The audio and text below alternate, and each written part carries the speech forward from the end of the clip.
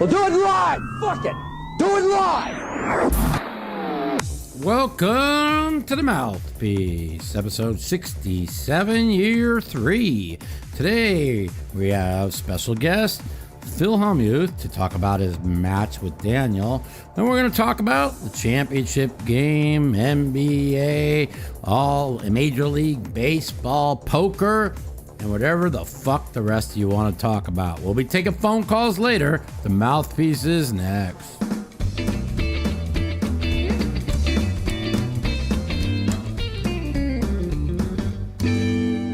What up, what up? Welcome to the Mouthpiece, episode 67, year 3. How everybody been? Let's see. Our podcast last week was censored by YouTube. They decided they're going to be, because they're communist, and anybody that says anything about what's going on in the real world that is opposite of the narrative that the media and social media wants to spin, they censor you, because we don't live in a free country anymore. We live in fucking communist America. Joe Biden's communist America. Whether you like it or not, it's what it is. And I mean, there needs to be, people need to go to the streets on this. I mean, there's got to be some serious million people march lined up to attack this what they're doing. But then again, if they try and organize, they'll censor that. We're losing this country. It's pretty sad what's going on. So anyways, pretty good week for me. Can't complain. What day is it? Thursday. I played poker live a week ago. I won a little bit. Played poker 3 days this week. I'm up a little bit. So I can't complain. Let's see, what else is going on in my life? I'm sorry, I keep saying but I'm just trying to think about like things have been going on. So the baseball season has started. My Dodgers are off to a good start, 5-2. The Phillies are up 5-1. I'm not a big Philly fan, but I'm just trying to see who's been doing well. It's pretty interesting, baseball. I've been paying a lot of attention to the NBA. I'm a big NBA fan. Let's see what else has been going on. Really not much. Watching the hockey, watching some sports. The NCAA title game, the worst I've ever seen. The semifinal game between Gonzaga and UCLA, the best I've ever seen. But I think we talked about that last week on the podcast. Yes, we did. We talked about that on Saturday last week. So it was a very disappointment on the Monday night game. I decided out of the blue, after not making any bets on the NCAA tournament, that my dumbass is going to bet on Gonzaga. I didn't bet much, but I choked that up to a loss. So I lost like 1,000 on the game, or was it more? Maybe it was 1,500. I don't know. Never had a chance. I almost bet Baylor back at halftime because I knew they didn't have a chance. But in my old days when I used to bet all the time, I had whips on my ass. The team would I'm laying 4 in a game. I take the other side at halftime. The other team comes back, and I lose both sides. So I didn't want to do that. So took a loss. Home game's pretty good. If you haven't joined my home game yet, email mouthpoker@yahoo.com. Mouthpoker@yahoo.com. We play 1-2, no limit, and PLO every single night. I play about an hour a day. Now, I haven't played the last 3 days because I've been playing in the private game. And then my computer broke. So Flash and Gizmo like to lay on my computer, and every day they've laid on the computer for like the last 2 months. They screw up the keyboard don't work, and then I have to reset it, and when I reset the computer, the keyboard comes on. Well, lo and behold, yesterday, or 2 days ago, they sat on the computer, and I turned it off and on, the keyboard don't work. So I just got an external keyboard connected to my laptop. So now the keyboard works. I just brought it to a repair shop, and I didn't like the guy who's like, oh, you got to leave it here for 3 days, and then we'll tell you in 3 days what you got to do. And I'm like, how much is that? Oh, well, the labor is $279 plus parts. I'm like, this is a brand new laptop I spent $2,300 for. I'm sure that it has a warranty. And this guy was a jerk off, and then he's all like, wear your mask, wear your mask. I'm like, I don't have a mask. Well, you can't be in here without a mask. And I'm like, the mask police are still out. Pandemic's been over forever, but the mask police are still out. So I was like, what the fuck, whatever, And so I didn't like the guy, so I took my computer and left. Told him I'd come in on Monday and drop it off, but I ain't dropping shit off to him. I'll use this external keyboard for a while. But this is what Flash has done to me. Flash, my stupid little cat. Anyways, so we're going to have Phil on probably around 5 minutes. He had a meeting at 4. Talk for about 30.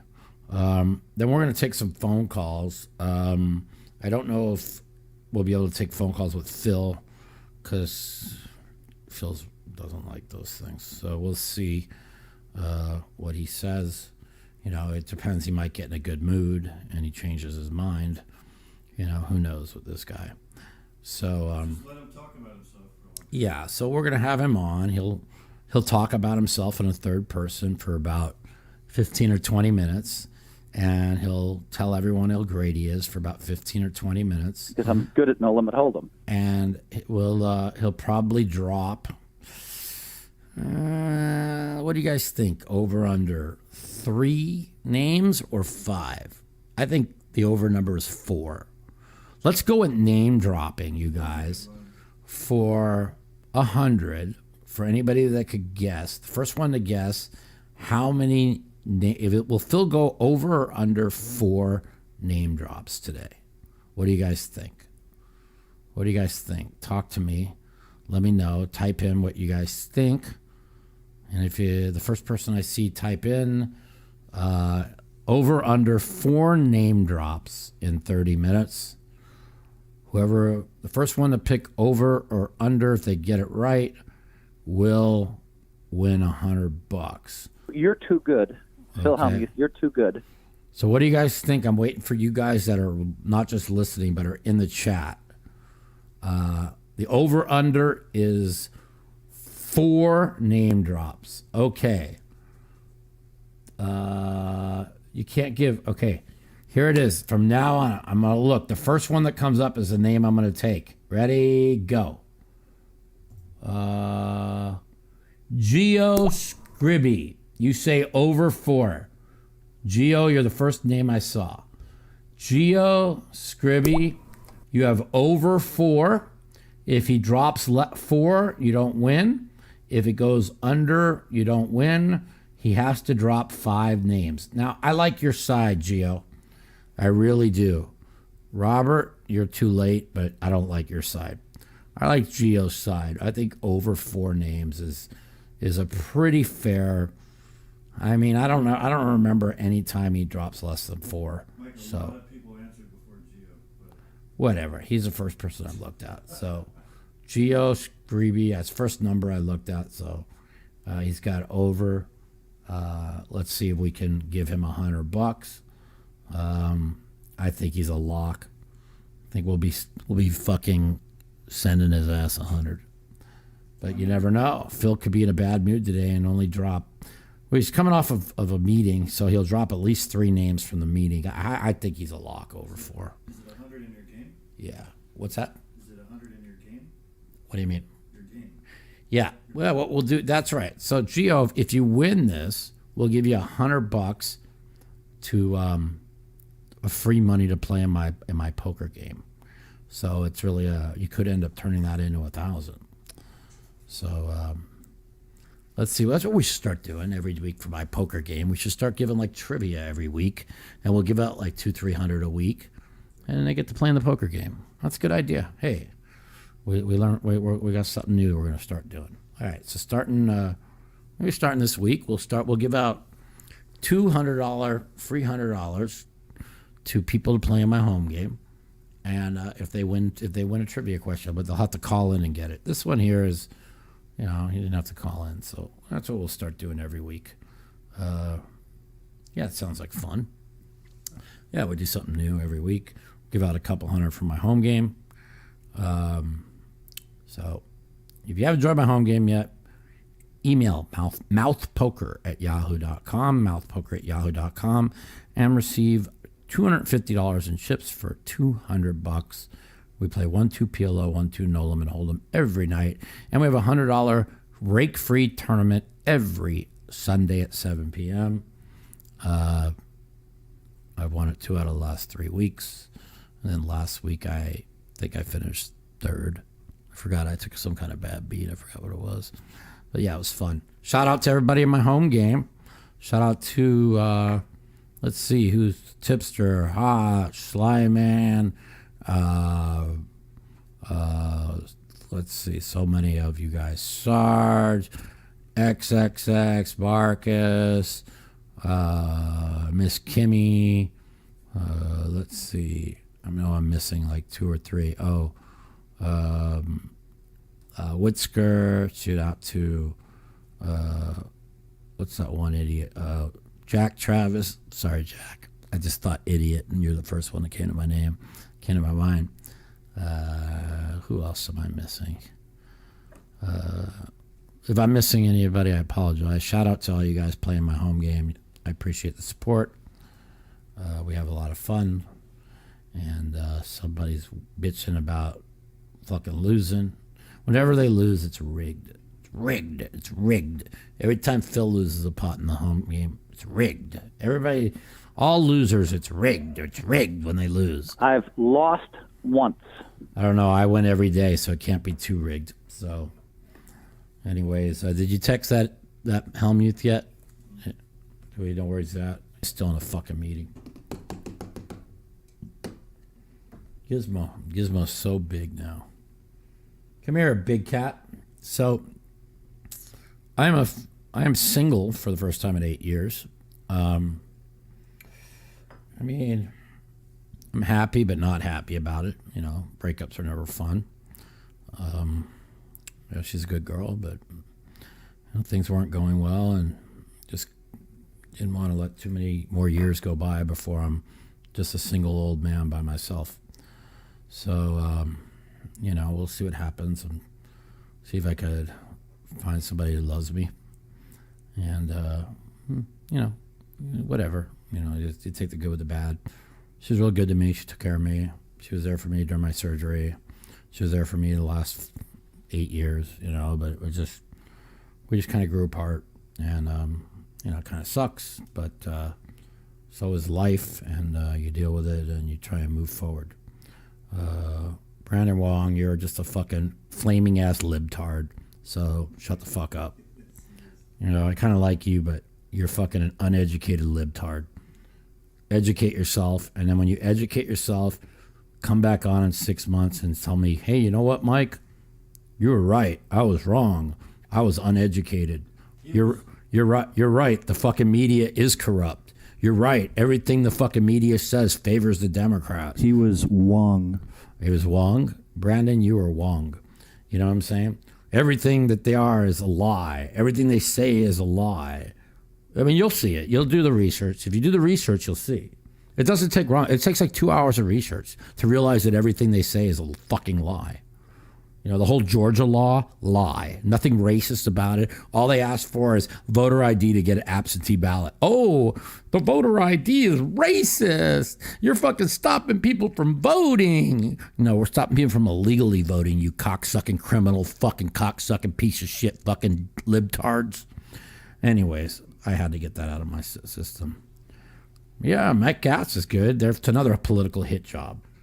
So, Just like, listen, I'm not going to, listen, I saw it like it is. I think Matt Gaetz is a political hit job. I think the whole thing with Cuomo is a political hit job. I don't think he did anything to those women, but they're trying to get him out of office because he became very powerful during COVID, and they can't have him too powerful because they want cunt face, that's Kamala Cuntface Harris, to be president. So they had to take fucking Cuomo down, and I'll tell it like it is. Yeah, it's a political hit job.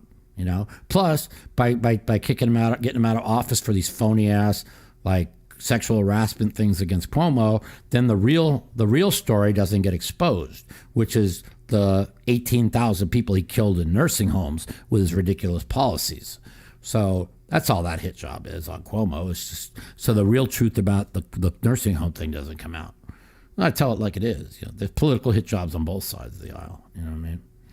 But it's not just on the left or the right. It's just what it is.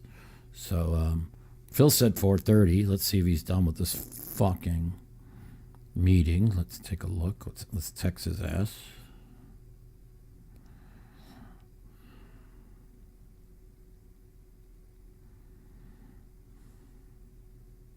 Hang on a second.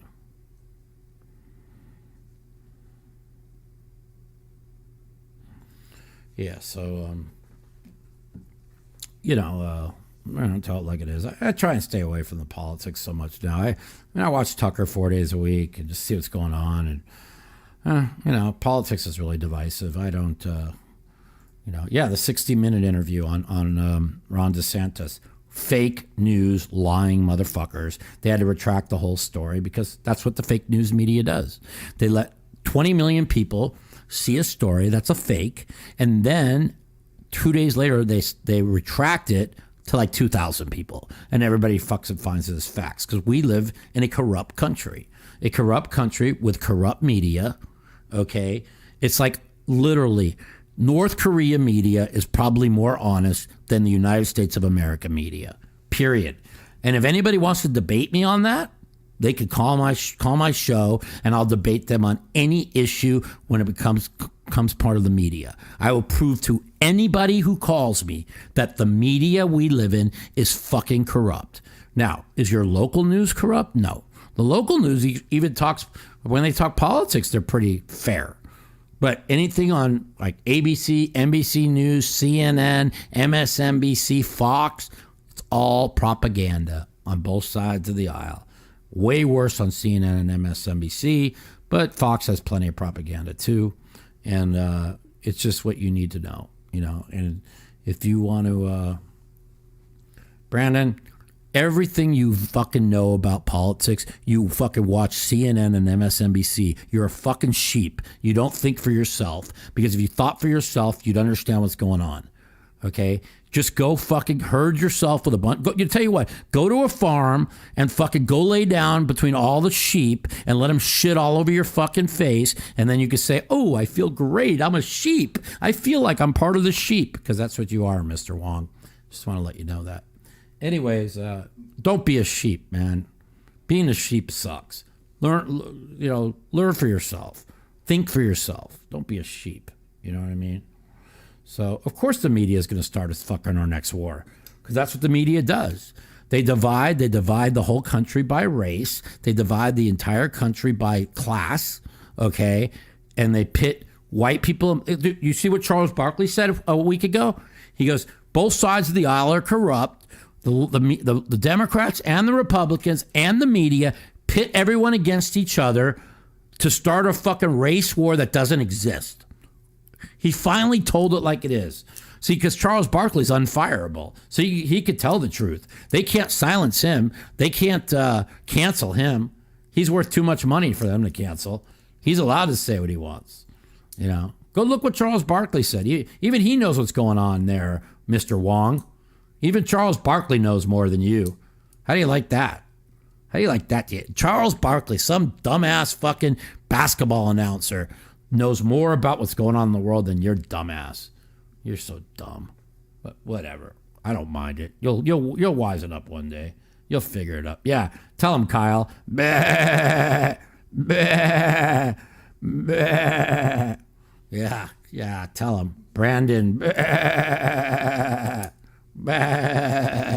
I'm a sheep. I watch CNN and MSNBC, and everything they say is a lie.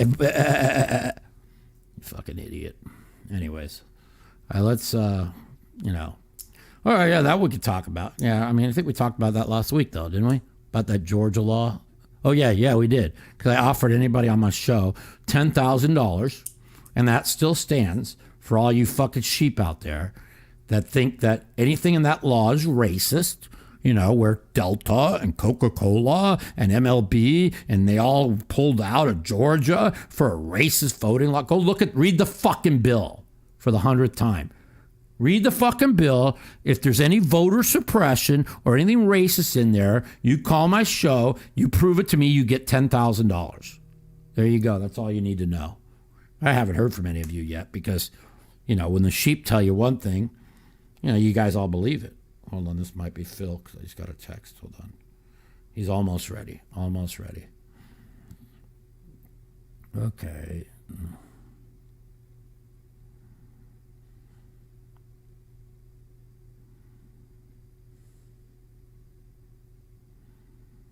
So Phil's almost ready. He's almost out of his meeting. Am I watching Major League Baseball? John, what do you think? You think I'm going to fucking watch these fucking commie fucks that fucking pulled the All-Star game out of Georgia over a fucking law that didn't exist? You think I'm going to watch them? What do you think, John? I haven't watched one baseball game. You know me. I take this shit personal. You know what I'm saying? And you know what the funny part is at the end of the season, when Major League the ratings are down 50% and the fans are down 50%, they're going to be like, what was me? What happened? Oh, I offended 50% of the country on a fucking lie. Maybe that's what happened. Yeah, that's a great business model. Let's fucking offend 50% of the country based on a fucking lie of a partisan lie that the left tried to spin. Oh, yeah, okay. Oh, that's why we're down. Oh, how are we going to pay these guys $340 million contracts when we lost half our fan base based on a lie? Good luck. Can't wait to find that one out. Can't wait to find that one out, buddy. I still love you, John. Don't worry. I'm still a Dodger fan. I just don't watch the shit. I look at the what's it called, tomorrow. I look at the box scores, But, yeah. I mean...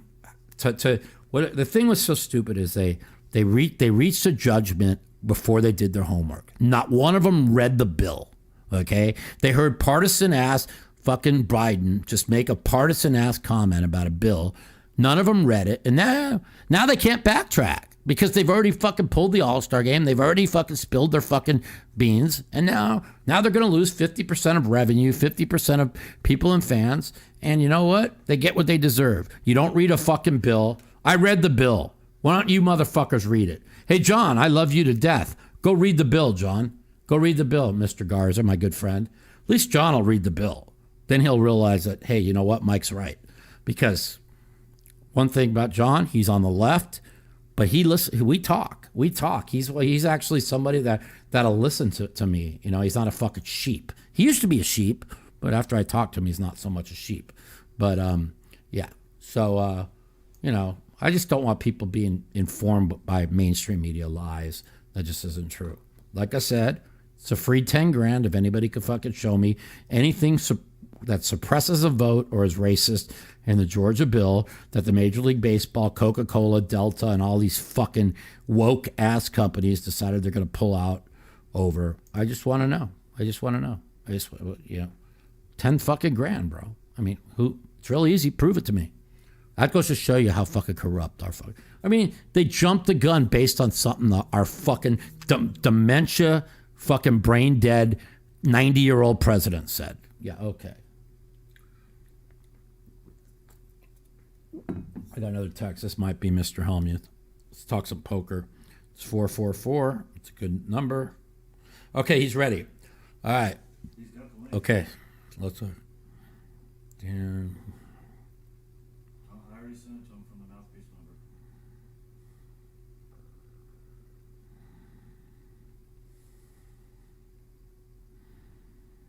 All right, so Mr. Hellmuth is coming in.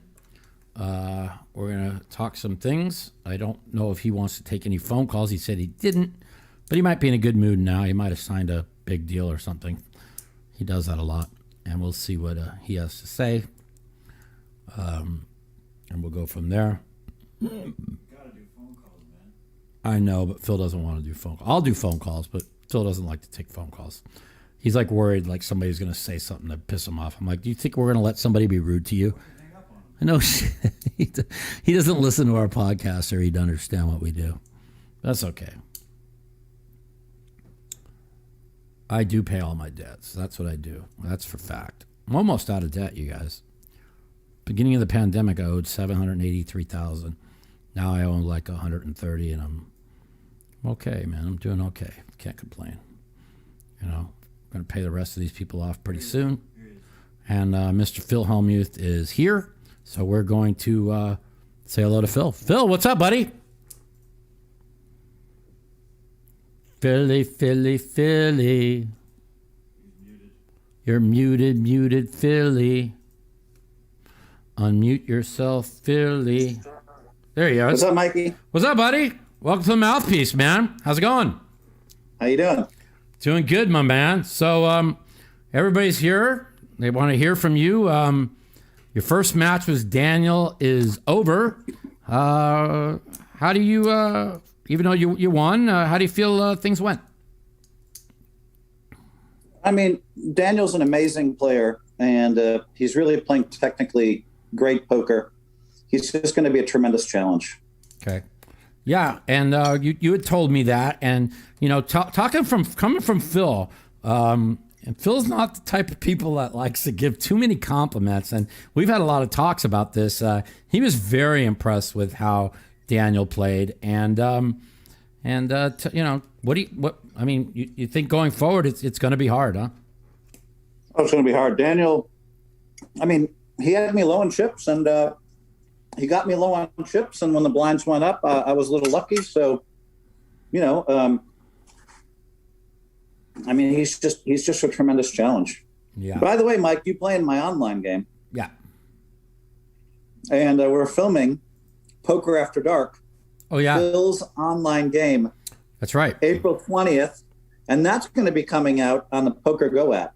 Okay. Yeah. So, I was going to chime in. I don't on know that. if you're going to get a seat, Mike. We'll see. But you have to show up. You know, pretty sure I'm going to get you on the show. But Yeah. but you have to show up. You know, there was one time where I told you this game's going to be incredible, I know. and all you got to do is show up. I didn't show up. And you really wanted a seat badly, I know. and you didn't show up. I know. I told you the night before it looks like 90% is going to be full, but you got to show up. Yeah. You forgot to show up. Whoops. Yeah. Instead, Mike Sexton showed up with Rob Young for that game. Yeah. And Sexton was wonderful to play with, and Yeah. he did well. God bless Mike Sexton. Rest in peace. You know, so we're going to be filming our online game on April 20th, the one I play with Phil every day. And then it'll air on Poker Go. That should be a lot of fun. Unfortunately, we have about 13, 14 players in our online game, and on the Poker Well, Mike, Go, we really have they'll- like 22 that we really have like 25 that play, or 30. Yeah. Now it's cut down to more like 20. But of the guys that play all the time, it's like 12 or 13. I think you're right. 13, 14 that play all the time. And there's only 7 seats available. So, you know, we'll see if I play or not. I mean, I know you all out there love when I play. We're going to have that actress, hopefully the actress model Arden Show. Mm-hmm. She's amazing. Yep. And, you know, I look forward to her, you know, playing with us. Actress, model, singer, you know, Julie Yorn is going to come, you know. What? What's that? What's this 2 thing? Oh, it's real easy, Phil. I'm giving away a free $100 to how many names you dropped. But somebody one guy had a guess, and if he wins or not, we're gonna find out. Well, okay, I'll drop some more names. No.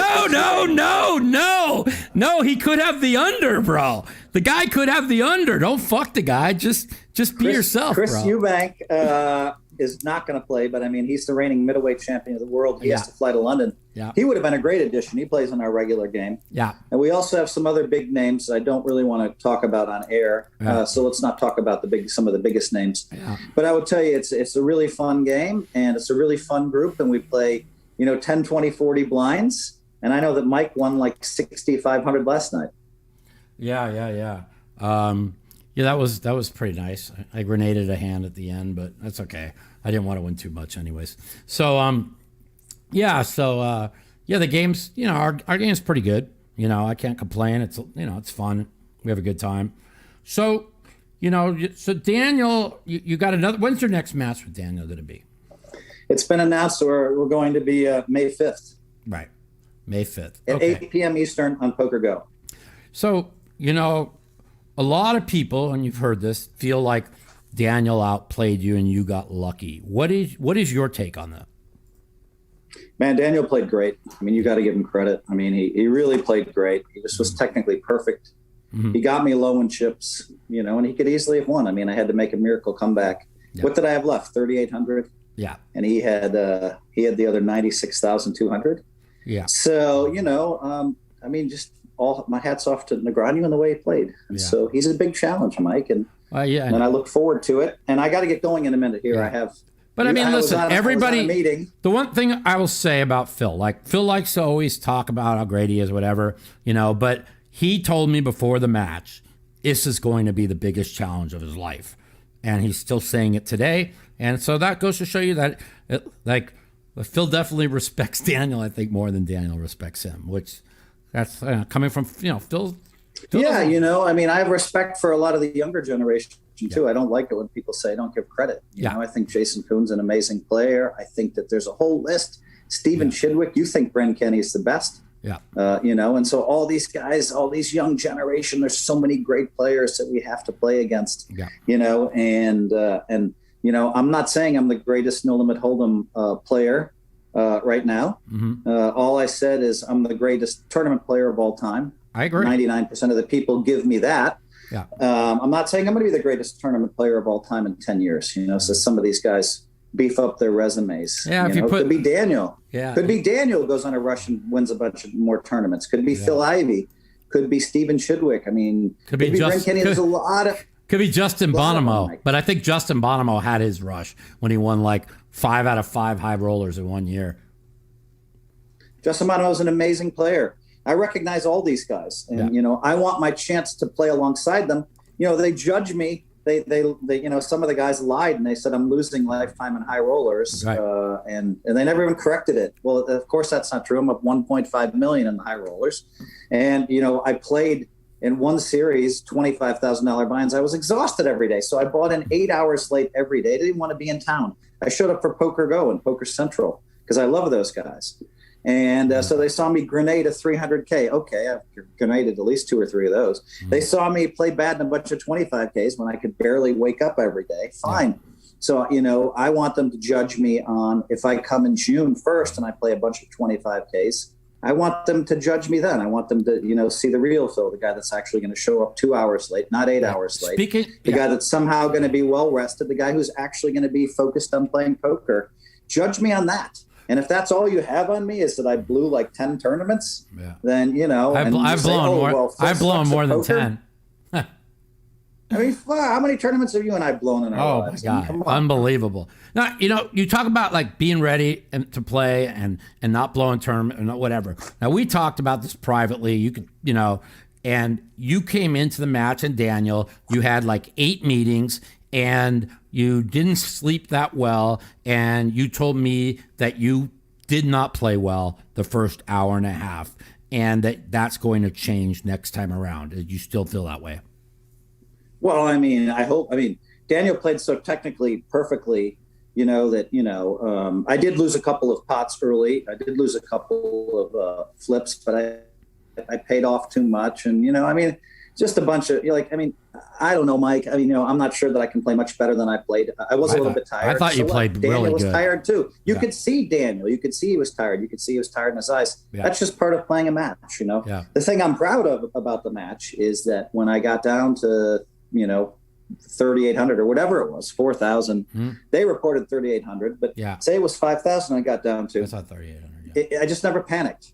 And no, I think that comes from, that comes, Mike, from playing, let me finish. That comes from playing with my friends up here in, Silicon Valley, and in LA, when I play high stakes poker with them, sometimes I'll have 1,800 in front of me. And I'm still playing that 1,800 as hard as I can, even though the blinds are 1-2 or 2-4. And, I'm still actually trying my hardest. And my friends love that about me and they hate that about me. Yep. I mean, they should know that if I always buy 20 or 30,000, I would make more money in the game. But for me, this is just, this is just when I'm playing with my friends, it's like good practice for tournament poker and, and working a short stack and, and so and you too, Mike, you're used to playing a shorter stack, and even Daniel's used to playing a shorter stack, during the World Series of Poker. Yeah. I mean, sometimes an hour passes and you and Daniel and I are on 5 big blinds, 7 big blinds, And what's funny is like all these top players want to say, well, Phil and you and Dan, whatever, you guys are great 30, 40 big blind players, but if you got to play deep, you guys aren't good. Well, guess what, everybody? 99% of every tournament you play, you're going to have 40 big blinds or less. So if you really think that you got to be great playing 300 big blinds, good luck to you, because you're almost never going to be playing more than 50 big blinds. No, Mike, I mean, the point is this, if you and I are playing 300 big blinds in a tournament, the next generation, of which, again, there's a lot of great players. I always praise them, but I don't have to agree with all their theories. No. And so I'm going to play 300 big blinds different than you are. Correct. You're going to play much faster with 300 big blinds. They're going to play super fast with big blinds. Yeah. And I'm going to continue to play kind of slow with big blinds. Yeah. I just have my theory that works for me, and they have their theories that work for you, and you have your theory that works for you. That's perfect. And I wouldn't coach everybody to play like I play either, by the way. Yeah. No, that's a perfect answer. Everybody has their own game. And listen, if it's real easy to say, well, the simulator or the solver says you got to play like this. Well, if everybody played the exact same way as the solver, we'd be playing against fucking 20 robots every day. Poker is, everybody has their own game. You got to play your own game. The way I play the game works for me. The way you play the game works for you. The way Daniel plays the game works for him. And that's just what poker is. So, I agree with you 100% there. I really do. And so. Yeah, so, that's a great thing, so Daniel's going to be a huge challenge for me. Anyway, Mike, I got it going. I have to go meet somebody for a drink at 5. No problem. I appreciate you coming on here. And I'll see you in our online game tonight, Mike. I will. And don't hit and run tonight, buddy, because I'm going to kick your ass. Hit and run. I lost 5,000 last night. Oh, I missed that. That's right. You did. I forgot that. Oops. Sorry about that. Talk to you later, my friend. Thanks for tuning into the Mouthpiece. Appreciate it. Thank you, Philly. Love you. Okay. Well, Phil almost went over the betting number of 4. He got to 3, but I'm going to tell you what. He would have kept going if I didn't interrupt him. So I'm going to give whoever that guy said I'd give $100 to my. But you know what I'm going to do? I'm going to give $300. I'm going to give 2 more people $100 into my home game. So we're going to take phone calls, okay? And then I'm going to make a few trivia questions. And if you get it right, you will get a free $100 buy-in into my home game. That's what I think we should do. Why not? All right, let's light up the phone lines. Ready? The Mouthpiece. If you'd like to take part in our phone call segment, you can give us a call at 702-329-0480. And if you're a snowflake or a pussy and you don't want to talk to me, you can email me at mouthpiecepodcast@gmail.com. Also, follow me at the Mouth Madison on Twitter for times that our call-in segment will be live. 702-329-0480. We're going to take a hour of phone calls. We're going to give away $200 in free buy-in. 2 people are going to win $100 into my home game. What's going on? Welcome to the Mouthpiece. This is Mike. Hey, Mike. What's up, buddy? How's it going today? Going good, man. I got a question that you might either have an answer to or just some take on it. Do you think that Negreanu actually hates Hellmuth? No, and if you've been watching his Okay. interviews lately, he's actually been giving Phil a lot of credit, okay? And the thing that bothers Daniel, and it bothers me, and it bothers a lot of the top pros, it's not that we don't think Phil's the best tournament player of all time. It's the fact that I put in a lot of work to technically make my game better. I don't do as much of the GTO as Daniel has done, but I see what people are doing. I know what checkbacks are. I know when to bet it. And Phil still thinks old school, and they're mad that they just like Daniel Daniel loves Phil. He wants him to get better. He doesn't want him to keep saying I'm the greatest, and not improve his game. If Phil put in 40 hours worth of work, not even that much, maybe 20, Daniel would have utmost respect for him. So that's really what it comes down to. So it's just like he just wants to see him get better. He doesn't want to think he's in delusional land. And in all fairness, you listen to him talking just now. I mean, he admitted Daniel's technically better than me. Daniel, he told me Daniel outplayed him. He goes, I watched the match. He goes, he completely outplayed me. So the old Phil would never admit that. He was able to watch that broadcast and say to himself, there's these things I need to improve on. And Phil will be much improved in the next match. And if anybody thinks that Phil's going down fucking 6-1 in chips in the next match, they're just wrong, because Phil's not an idiot and Phil likes to win too much. So I wish he would put in more work, but he's a little he saw what Daniel did to him. He's not stupid. You know what I mean? He admitted it. Right. So Do you think if Hellmuth loses that he'll do round 3? Because I heard him say that he was pretty sure he wouldn't do a round 3. no, I don't think But he's given going. his competitive nature, right? Yeah. If he loses the second match, I don't think he's gonna. From what I've talked to him, he actually wants to put all the money on this round. He doesn't. Listen, he's smart, right? He knows how hard it is to beat somebody 3 times in a row. You know what I'm saying? Now, if he loses this match, if he wins this match, he'll play another one because he only has 50,000 to lose. You know what I'm saying? But if he loses this, I think he'll take his 50K loss and put a good showing together and be happy with himself. That's just my opinion. The read I get off the situation, because me and Phil really tight. I talk to him about an hour a night. We play in the same home game every night. He whines like a bitch when he loses. He's so funny, and we have a lot of fun. You know what I'm saying? So, we're pretty good friends. So I understand what he's thinking. But you know what? Let's be honest. Daniel ran his mouth. Daniel wanted to bludgeon him. Daniel fucking was really condescending. He threw the Kleenex at him. He threw the towel at him, and he fucking couldn't finish him off. And if Daniel was going to lose, he lost in the worst way imaginable. So, say what you want. Did Daniel outplay Phil for half the match? Sure he did. Did Phil catch some good cards when the blinds were up? Sure he did. But if you think the last 3 hours that Phil was outplayed, you're just sorely mistaken. And why is that? Because Phil is the best 30 big blind player or less around. Okay, that's where he thrives. And even Daniel admitted that in his interview that he had on Twitter the other day. Okay, now, when they're playing deep, Daniel's going to destroy him. He just is. Daniel's put in the work. He's just good. But he won't destroy him as much as he did in first match, because Phil got to see what Daniel was doing. You see what I'm saying? So, right. Yeah. But if it comes, listen, those are 2 of the top 5 tournament players of all time. You know what I'm saying? I'm in the top 25 probably of all time. Maybe 20 if you put all the mixed games and stuff. I think I'm the only person in the world that's won a bracelet in 4 different events. You know what I'm saying? So it's easy. They always say who the best poker player is.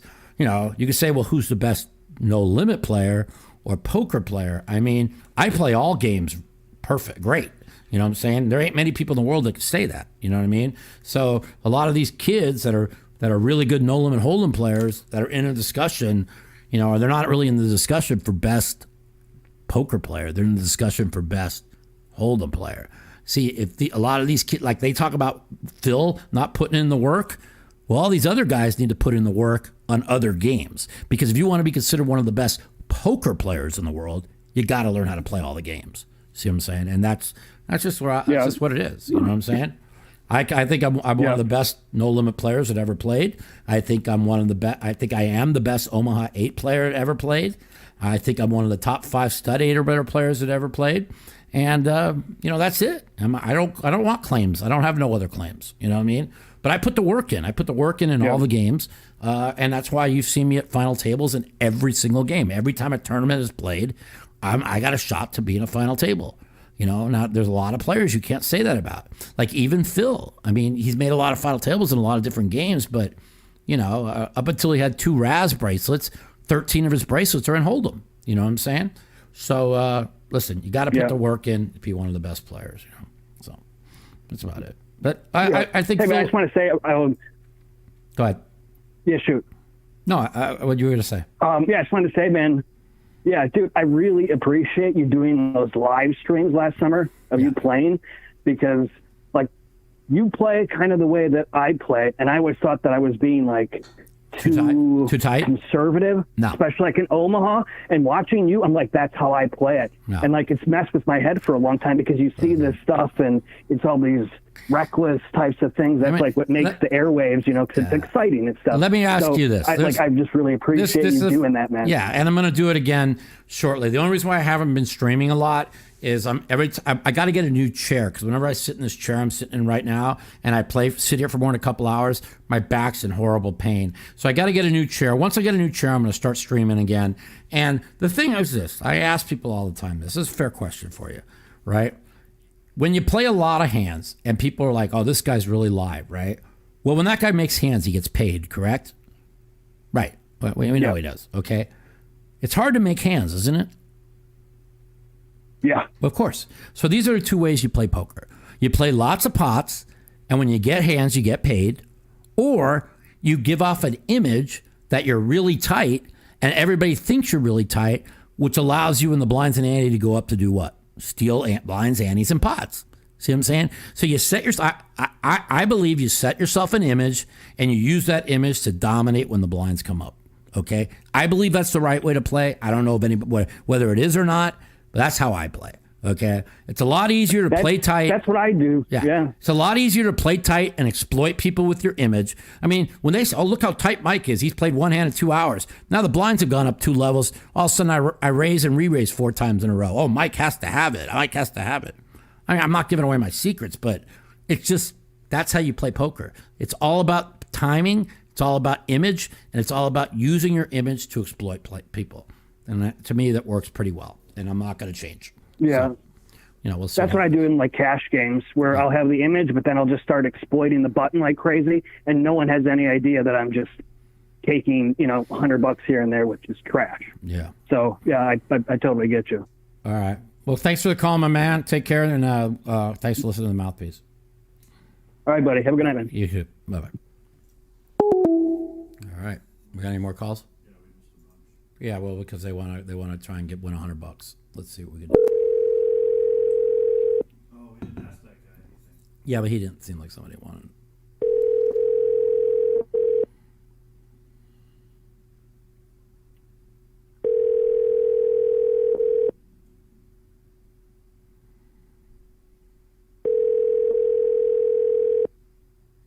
Your call.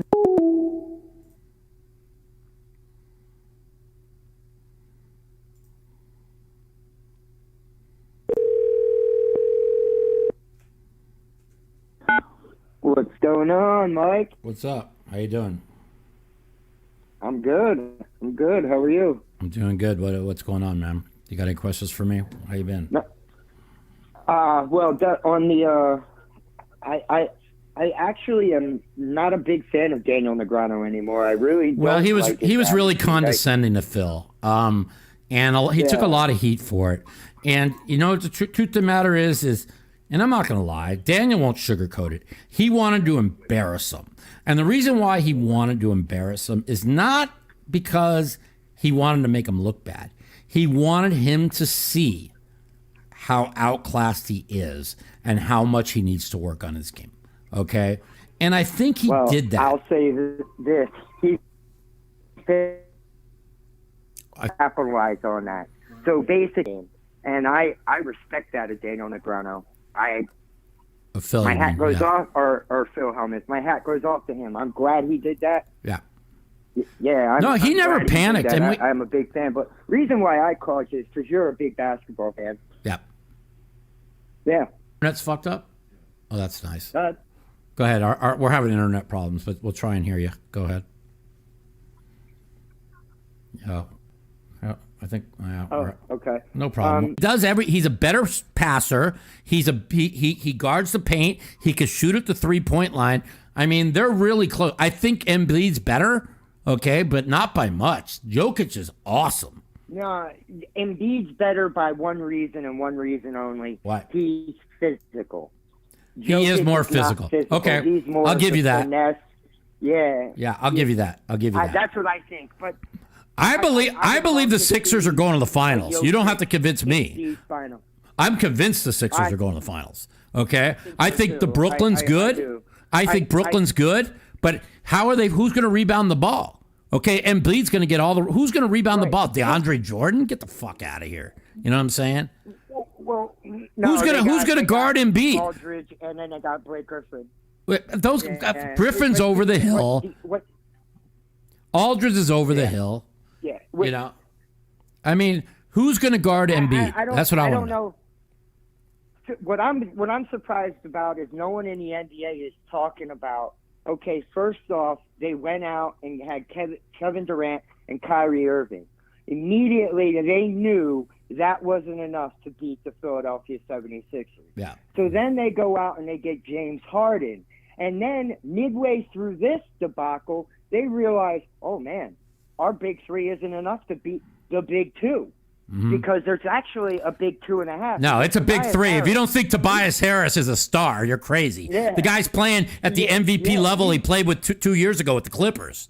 I mean, the reason why Philadelphia is so good is Tobias Harris. He's playing better than that. No shit. Tobias Harris is a fucking They have a big three also. The only difference is they're deeper. They got Curry that could shoot 40-something% from three. They got Danny Green who could guard anybody in the perimeter and shoot 40% from three. They got Dwight Howard in the middle to back up Embiid. They're way deeper.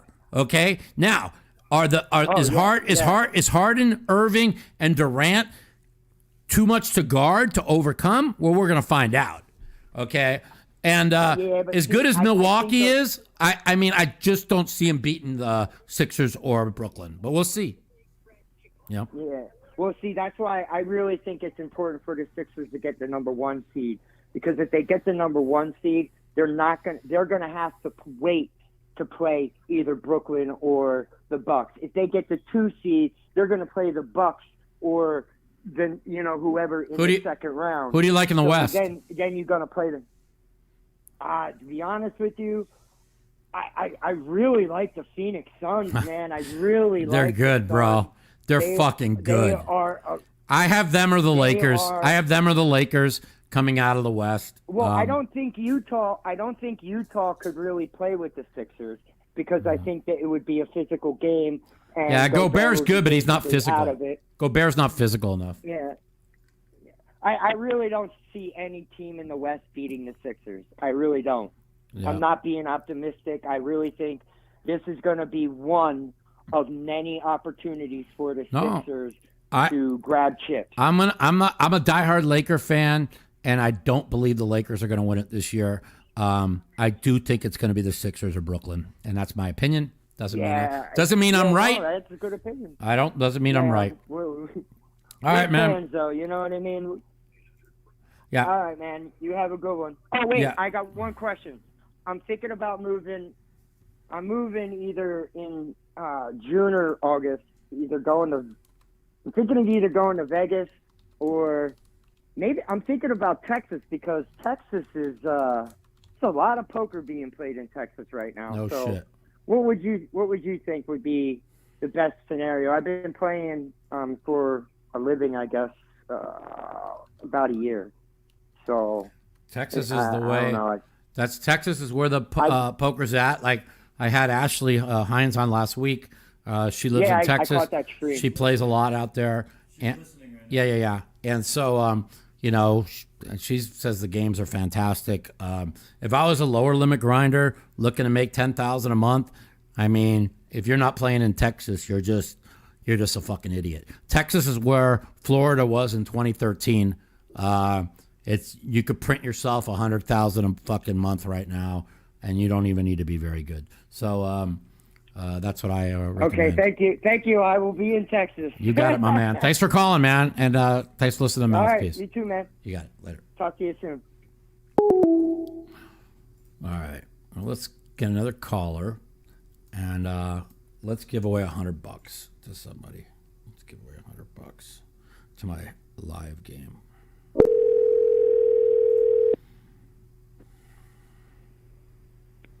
Hello. Hey, welcome to the Mouthpiece. This is Mike. How's it going? Hey, Mike. How are you, man? Good, man. How are you?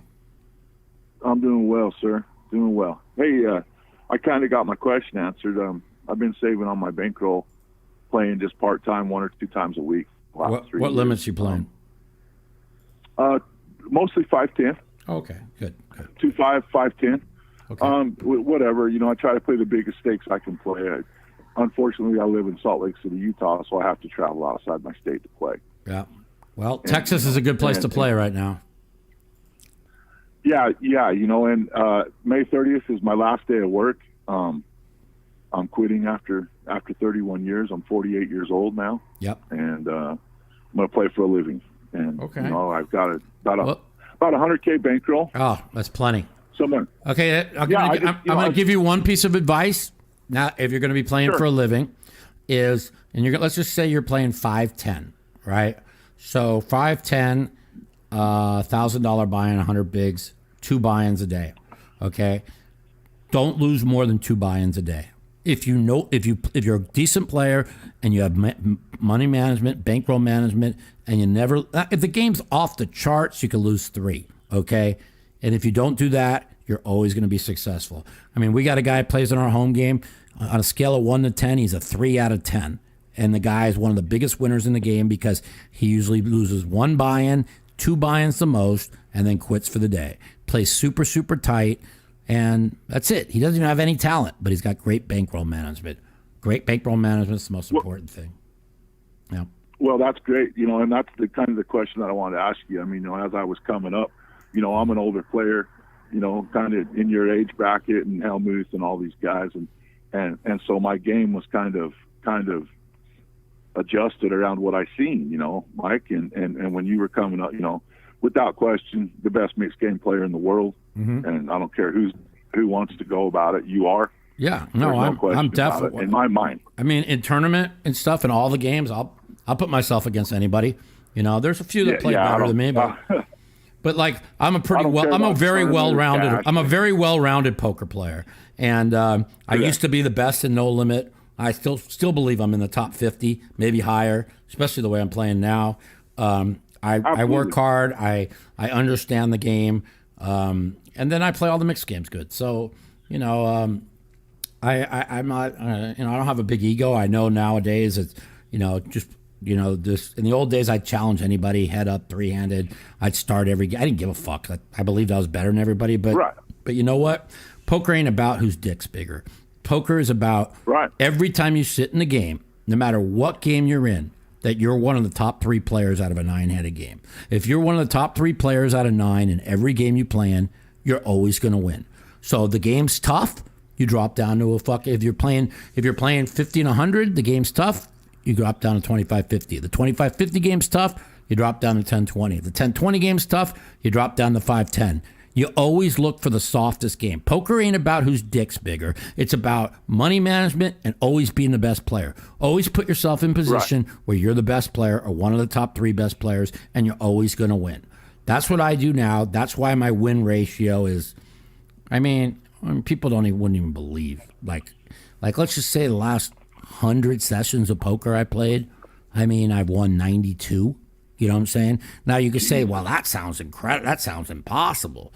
But I'm always putting myself in spots where I'm the best player. You see what I'm saying? It's like I didn't. Oh, like, absolutely. it took me until like 2000. Took me until maybe like 4 years ago to realize this. I mean, my ego was ridiculous, but poker ain't about ego. It's about always just playing in the game, the softest game. Poker's about making money. It ain't about it ain't about me sitting down with Jason Kuhn and Daniel Negreanu and Brendan Kinney and seeing if I could beat the best in the world. It's just not. That's why I don't play the Aria High Rollers, right? All those people in the Aria High Rollers, they want to say, oh, you got to win in the Aria High Rollers. Well, guess what? In 10 years from now, when it's all said and done, those Aria High Rollers, it's all going to go round and round because you know what? Even the best player in the world to let's say even me, is like this much difference. And it would take 10 years to show the difference. So it ain't about that. It's just about playing against idiots, man. You got to put yourself in good spots all the time. If you do that, you're going to be fine, Well, that's the thing I wanted to just to call you about. Ask about my bankroll. You said it's good, and get some advice. Are you doing any coaching right now at all, Mike? Yeah, I do a little. I mean, I'm really kind of busy right now. So sure, I understand. So yeah, but I definitely do coaching. But you know what? Like just what I just told you right there is just that's the basis of everything. I mean, right there. Literally, if you never lose more than 2 buy-ins in a game, and you're a C player, you're gonna make money. See, people want to talk about Chip Reese was the best poker player that ever lived. Why was Chip Reese the best poker player that ever lived? He never had an A game. His game was B- to B every day. But he didn't have a C-. Right. He didn't have a C+. He didn't have an A. He played B- or B poker 100% of the time. Never tilted. Didn't have a C, D, or F game. Okay, and he was one of the biggest, best players of all time.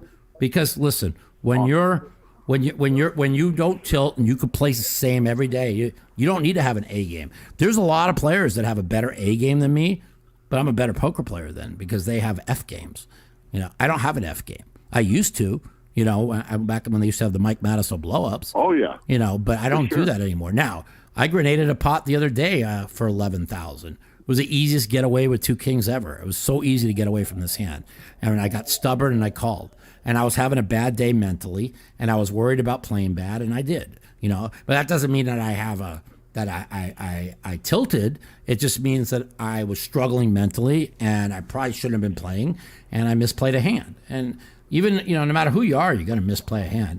But Chip Reese never misplayed hands. Chip Reese just was always mentally tough, So that's my advice to you. Awesome, man. All right, man. I appreciate the call, and best of luck to you. All the help. Thank you. And give us a call. Take care. Later. All right, we'll do. Thanks. All right. Let's take a couple phone calls. I want to give away a couple $100 to my home game. So if you want to play a free $100, $300 buy-in in my home game. But the person you called has a voicemail box that has... I'm going to give away $100 to the next 2 players. Where'd the one guy said that I was going to give 100? Phil only went with 3 names. Man, he was going to fly past 4. I got him on here. Yeah, we're gonna have to give him $100 because he was gonna fly by. If Phil, I was going like this. If Phil didn't I didn't know he could see me, right? Yeah, he can see me. I didn't know, so I was like, he's like, what does 2 mean? So I didn't want to, I didn't want to fuck him over. Phil knows we joke around with him. We had a Calcutta in Cabo last year, right? And everybody we all bid between $20 and like $500-$600 of what name Phil would drop first, right? And I was positive he would drop one of these 2 names. So I invested like $1,400, and the guy got the one name for $20, and he went, he was so close to calling my name, and then he just backed off. It was so brutal. But, hello? Welcome to the Mouthpiece. This is Mike. What's going on? Hey, Mike. How are you, man? Good, man. What are you up to? Well, first off, I just want to really quickly just take a second to say that, I think you got one of the biggest hearts in poker. I'm an older guy. Thanks, brother. And I, just following your career a bit, you do. And you should be told that every once in a while. And you're also a good son. Yeah. No, I am. And with that being said, watching your show and taking minutes on your program, I love to see you get away. I know you struggle with physical issues and things like that. Yeah. And I like to see you get away from this political stuff. Oh, not that you can't be political. You know what it is? Not that you can't be political. It's here's the situation, okay? And listen, now that Trump's not in office, I'm not near as political anymore, okay? But No, and I'm seeing that, and it takes such a toll on you. it does. It's very Physically. I mean, I was in a conversation last night at a bar at 4 a.m. where I got irate because I can't. Here's what bothers me. It's not about what the right side or the wrong side is. It's I feel like I have to use my voice and platform to fucking inform people of how corrupt our media is, right? I don't give a fuck if you're on the left or right. If you're not educated that we live in a North Korea media where they are suppressing free speech, where they are putting out propaganda day after day after day, if I could just open everybody's eyes to the truth, that's all I want. Now, I don't care if you're a Democrat or a Republican, but as long as you're convinced after listening to me that everything I say when it comes to the media and propaganda is the truth, that's all I care about. Because people want to protest Black Lives Matter. People want to protest inequality. What we need to be protesting is our corrupt fucking media, okay? If we could just protest our corrupt media and protest the fact that all these corrupt politicians need to be on term limits, then this country will move forward. Okay, but as long as you have a corrupt media and corrupt politicians that don't want term limits, we will live in a corrupt country. So that's the only thing I'm pushing. I'm pushing term limits and anti-corrupt media. That's all. Well, I like your passion. Mm-hmm. It's just that the physical toll that you got so many minutes on your show. And you do such a wonderful job, you and your staff. Yeah. And I got to tell you that you're informative, and you go through these just like the segments you were having the minutes before I got on with you. You were being very educated. You've got so much to give at that level, and you look so good when you're doing it. Yeah. You're actually, you can see it in your face. Well, this is where you shine. And then you get off on the political thing, and I realize you're trying to send that message. And I'm 64 years old. I've been around a long time, Mike. Yeah. And I've been to many political positions in my lifetime. Right. And the one thing that I know that is true is that nobody loses any sleep over you or me or anybody. No. But I like your passion.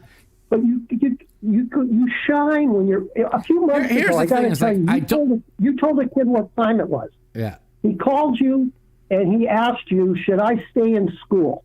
Yeah. Or should I be a poker? And you turned right around, bang. Stay in school. And said, you keep your ass in school. Yeah. You do this. And that kid, you changed that kid's life. No shit. I mean, whether you know it or not, Mike, trust me. You are a major player in the world, in the poker community, and you can go so much further. And I'm not saying stay away from this, but you get on these tirades where it just, and I know you're passionate because you've got a big heart. The reason why I'm so passionate is so 5 years ago, I didn't know nothing about politics, okay? And then when I learned a little about politics, I went like 90 degrees right. Now I'm 5 degrees right of center, just like everybody's 5 degrees left, 5 degrees right. But the one thing, no matter how much you hate Trump, okay, and that's fine if you hate him. I mean, I was very disappointed with him at the end myself, okay? He exposed the media for the frauds that they are, okay? We have a fucking corrupt media. You are fake news. And the truth of the matter is everything that comes out of that media, every 9 out of 10 things that they say is lying propaganda. They've pushed false narratives, and when it doesn't fit their narrative, they change the fucking narrative. Okay? When it came out, the Boulder, Colorado shooter, they thought he was white. It was white supremacists. They found out he was a Muslim. Nowhere to be found about the Colorado shooter 24 hours later. Okay? When the guy ran over somebody in the Capitol Police, they found out he was a Louis Farrakhan black man. all of a sudden crickets. We have a fucking corrupt media that is pushing anti-white narrative, and you have to ask yourself, why are they doing that?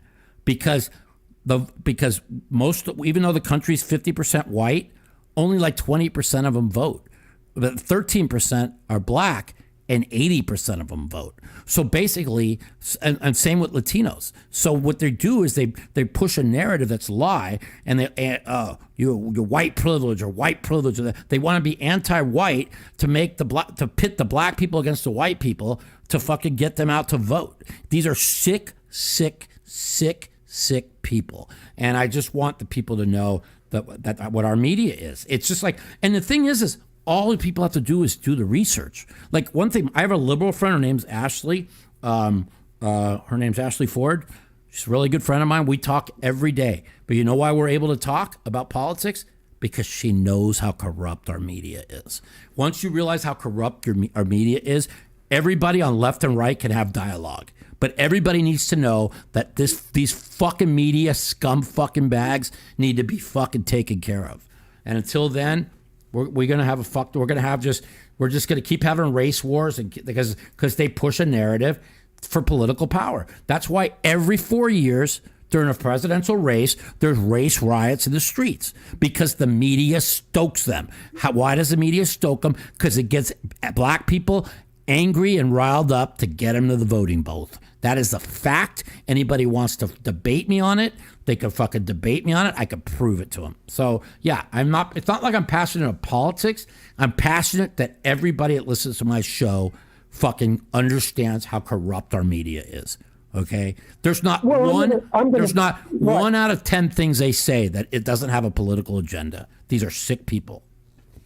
That's all. Right. Well, I'm going to step out and say, when I was a kid growing up, they came on, you're a little too young to know this, but when they came on, they read the news, and they read the news in their format, taking, 30 minutes news. But when news became entertainment and when news became for profit, you started to see all of these opinion shows. It just exploded. No, correct. And that's where the roots were in the beginning of the entire destruction of what you're talking about. Correct. And I'm all for a free press. That's when it all went upside down and cattywampus. And I'm all for a free press. Yes, I agree. Yeah. I totally agree with you 100% that it's out of control. Yeah. And being passionate about that part of it is great.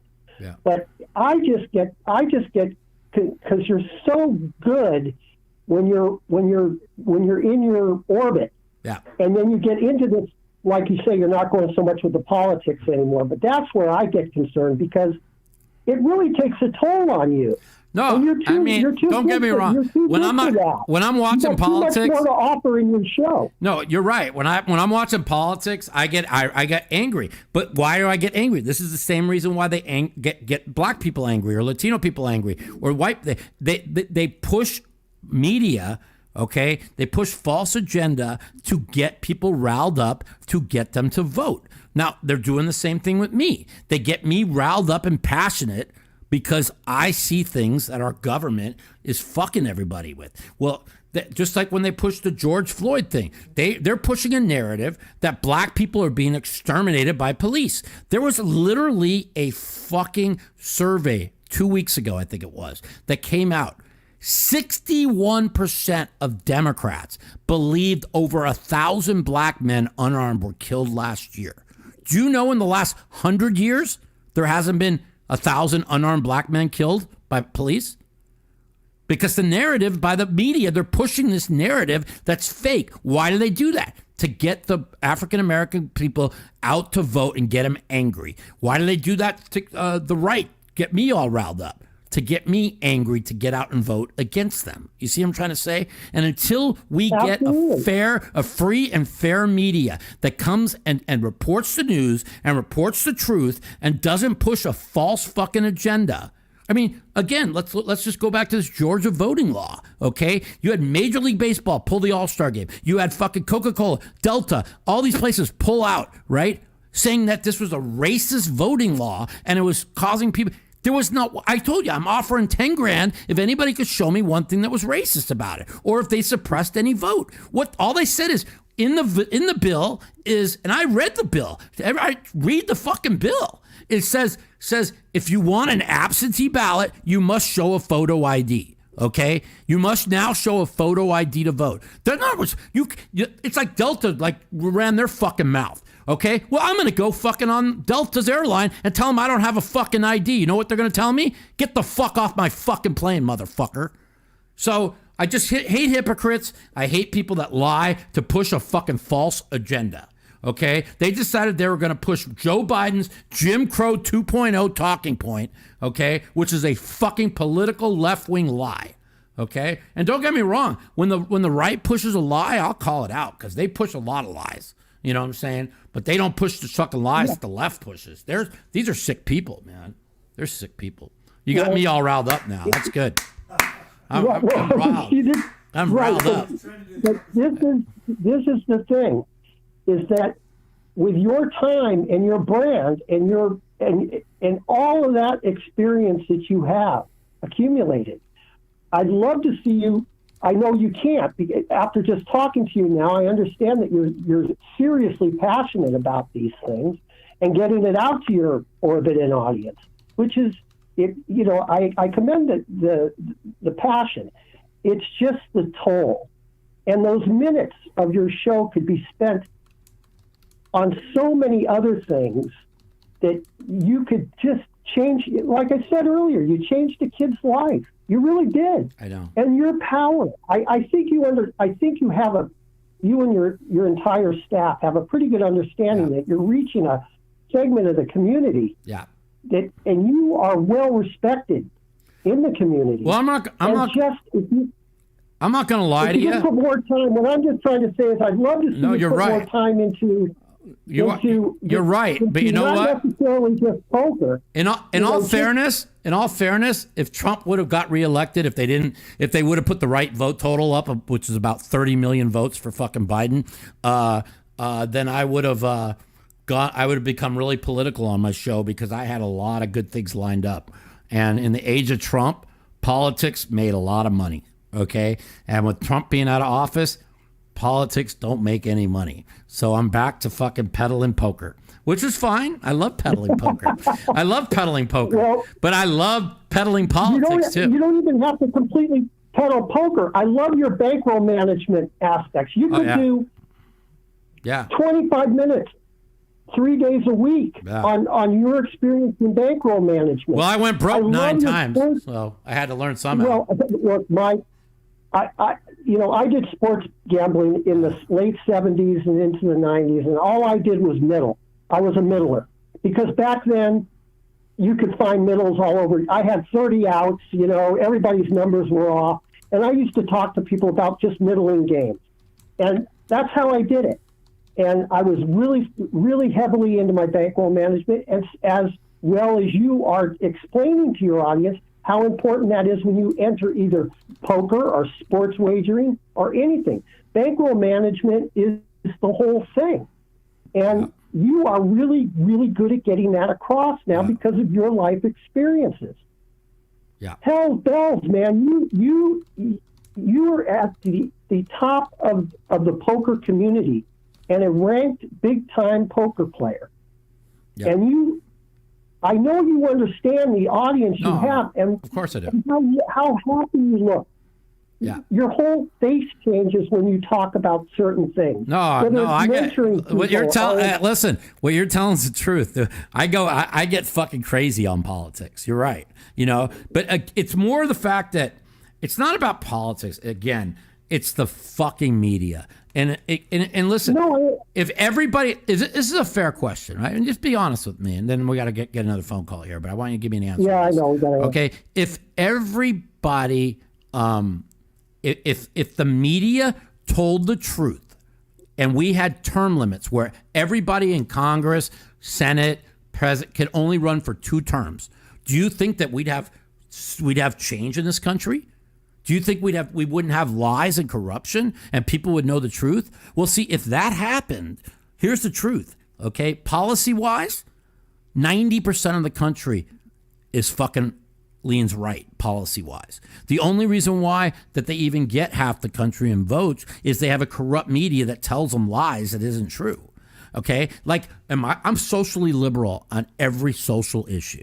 Whether you like it or not, I am. I don't give a fuck who fucks who. I don't give a fuck about drugs, who does what drugs. I'm a fan of legalizing everything. Okay? So I'm even on the left when it comes to gun control a little bit. Okay? But guess what?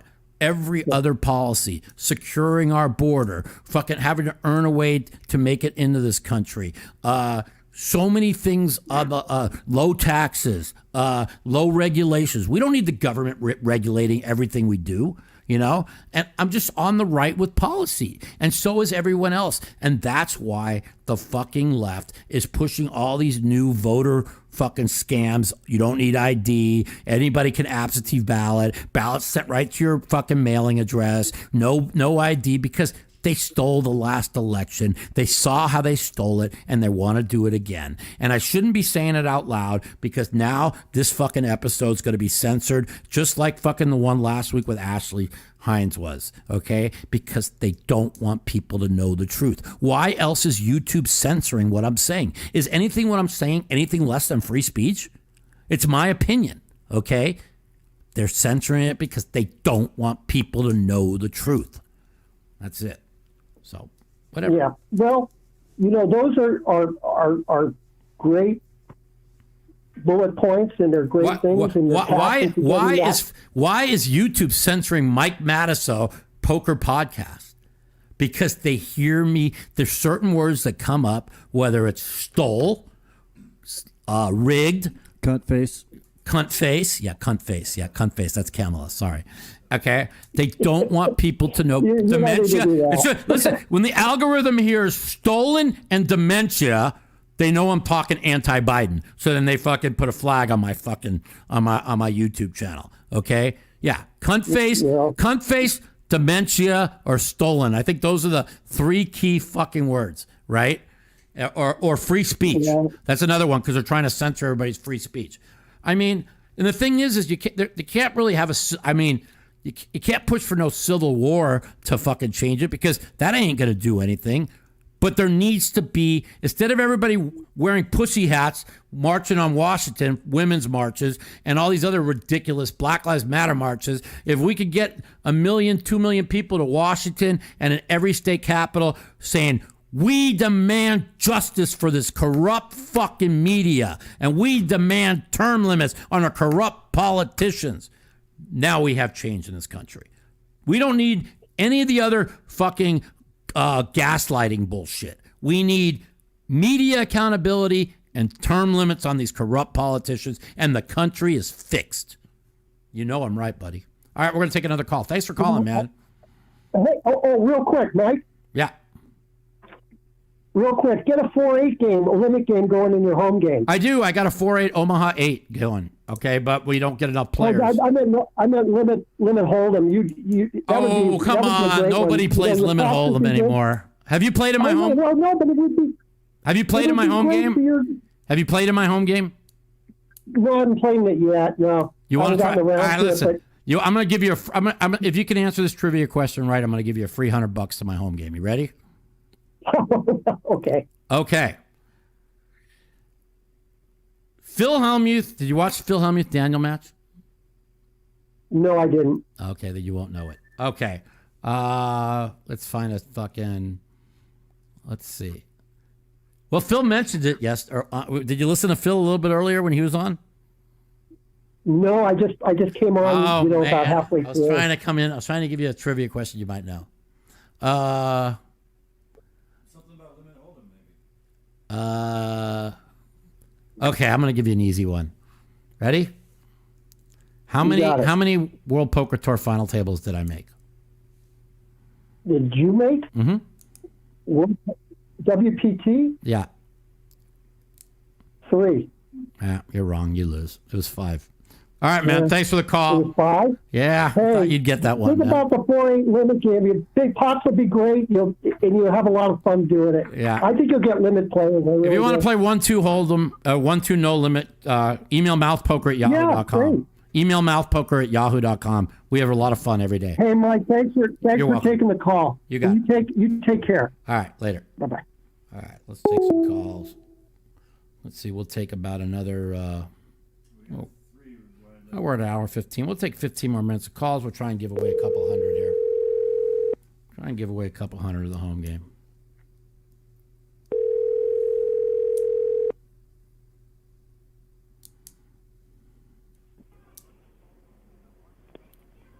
What up? Welcome to the Mouthpiece. This is Mike. Yo, yo, yo. Whose is this? Are you there? Are you there? Are you there? Mm-mm. I don't hear you. Where are you?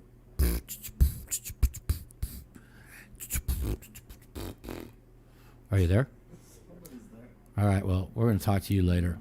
Maybe next time we'll talk to you. See ya.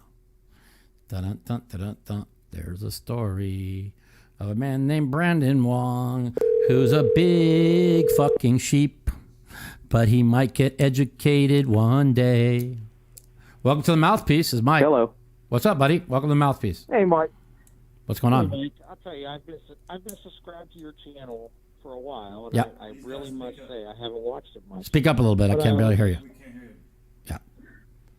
I've There been you go. subscribed to your channel for a while, and I really haven't watched it much. But I was just flipping through YouTube tonight, and I heard heard what you were saying. I'll tell you what, man. I give you kudos. I'm glad you're. I'm glad that you see what's going on with this media, and you're calling it out. So, Listen, I don't give you care props, if you're brother. left or right. Okay, I really Right. don't. Would I rather see you on the right because I think it's the right side of history? Yes. Okay, Right. but I respect. Here's the difference between the liberals and the conservatives. A conservative will listen and talk for hours with a liberal, and we will discuss policies and things going on. A liberal will never listen to a conservative. No. Why? And the reason No. is why? Because the media has them brainwashed into thinking a certain way. And listen, whether you like Trump or not, okay, and he did a lot of horrible things that I hated, guess what? He exposed the fake news media and the corrupt propaganda that they put out. And you know what? That's all that matters. So that is very true. I mean, a conservative will have dialogue. Yeah.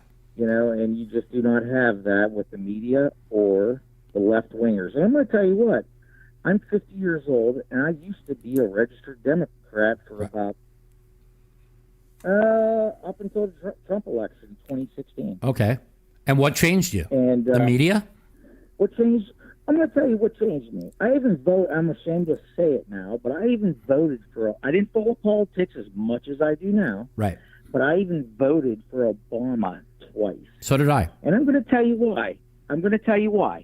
Because his Hope and change. What do you want to call it? Hope and change. It was change. Yeah. Yes. He had a good message. Exactly. He had a good And message. Here I am. I'm fit. He did. Well, I mean, that is a great message. Yeah. If you're white, 50, middle-aged, whatever, and you've seen the direction the country's been going, jobs leaving, this and that, and you have a family, all you want is change back to the right direction, America first. And I voted for him twice. And I'll tell you what, I mean, that turned me. You know what I mean? Well, here's and the reason why I voted for him, because I didn't know nothing about Democrat or Republican. I only became political in 2015.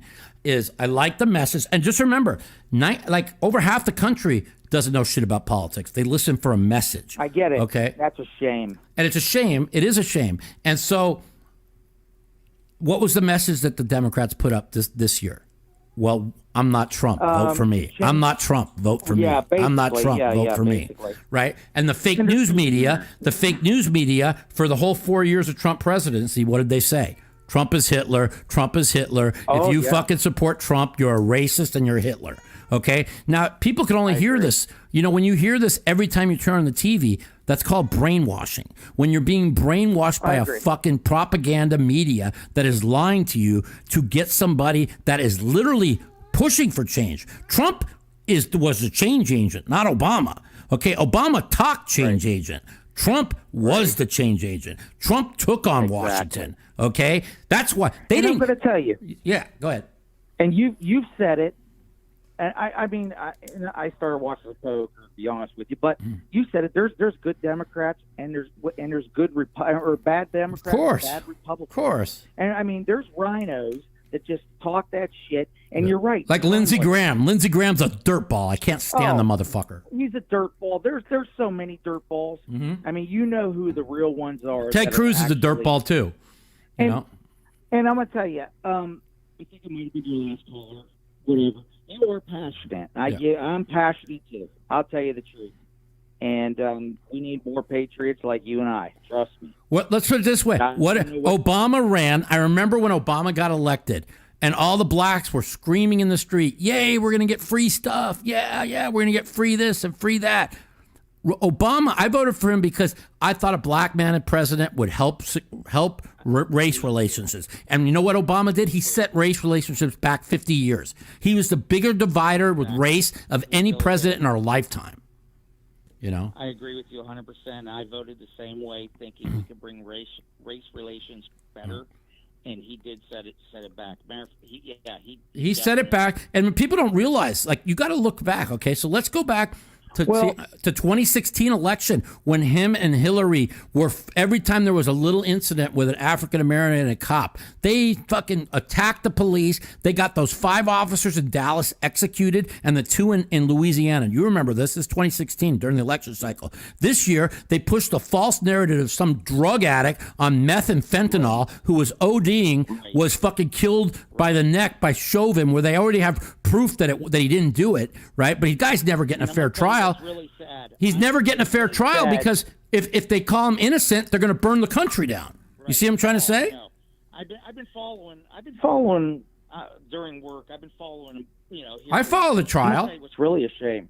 The guy's got no chance. I 100%. Yeah. Right. The guy's got no chance. I give his defense lawyer credit because he's making good points. I get it. He's putting it up. Here's the reason why the guy has no chance. If the fucking jury finds him not guilty, people are going to kill the people on the jury. Burn it down. They're going to kill the people on the jury. Who would want to be on that jury? 100%. You know what's really a shame? That Minneapolis paid $27 million to this drug addict family before the trial even started. It's a joke. That is a joke. The guy was screaming, "I can't breathe," when no one was touching him in the back of the squad car. That video came out 3.5 months after they burned down the country because they hid that video from the public because they needed to get the black people enraged coming up for the election. Exactly. They needed to they had to push this fucking racist cop narrative. These are sick people, bro. Exactly. These are sick people. And now they want to take our fucking guns, which isn't going to work. No. And I mean, now you defund police, and they're where are you at as far as protecting yourself? You know what I mean? They don't want you to. Here's the Democrats' biggest problem. And this is their biggest problem: is they follow what they see on Twitter, which is 10% of the population in the United States, and 80% of the tweets come from 10% of that 10%. Okay, and they use that as real. Yes. Like nobody wants open borders. Nobody wants fucking all these leftist liberal fucking transgender fucking against women's sports. All this fucking nobody wants that. Okay, but they think they do. What's that? You read the bill. You said something else also to one of your callers. You read the bill. Yeah, read the fucking bill in fucking Georgia. So important because all these fucking retards do is just take these clips from the media. The mainstream media. Yeah. Oh, the racist. Jim Crow 2.0. Yeah. Delta, Coca-Cola. I'll tell you what. I will not spend $1 with Neither will I. I haven't spent $1. I don't like Pepsi, but I won't buy Coke anymore. I won't. Yeah. No, I won't. I will boycott. Me too. And you know what? I hope Major League Baseball loses 50% of the audience, and I hope they get what they deserve because they joined the woke parade without reading the bill. If they read the fucking bill, they never would have done what they did. But Joe Biden went out there and pushed a far left talking point, and they decided they're going to follow it. They're dumbasses. Oh, yeah. You know what? Where I live, I'm a half an hour from LeBron James's hometown. Right. He is a fucking piece of shit. Stay out of politics. No. Dribble the fucking ball. Make your millions. Well, And just well stay the fuck let me ask you something. You know? Ask her, why do you think he pushes those far left policies that he thinks he knows what he's talking about? Because he's best friends with Barack Obama, and he talks to Barack Obama on the phone all the time. So of course Barack Obama's going to push these things. He might be black, but he hasn't lived the real black from the ghetto bullshit. I mean, because he was in Catholic schools. How many black Catholics do you know? Yeah. I mean, he got ushered all the way through. He had a ride. You know what I mean? Because he was talented. So he hasn't, and now he's doing this dumb shit. He's just a dummy. I mean, stay the hell out of politics. If you want to talk shit about something, talk about China. He won't do that. No, of course not. You know what I mean? I mean, look at China. You got no voter rights over there. You got human tragedy going on over there. Mm-hmm. They won't talk shit about it. I know. It's really bad. Anyways, I got 2 more callers I got to get. I appreciate you calling. Yep. And nice that you call me back. Thanks for listening to the Mouthpiece, and tell all your friends listen to the Mouthpiece. I appreciate Thank you, it, man. You got it. Later. Yep. Bye-bye. All right. Let's get a couple calls.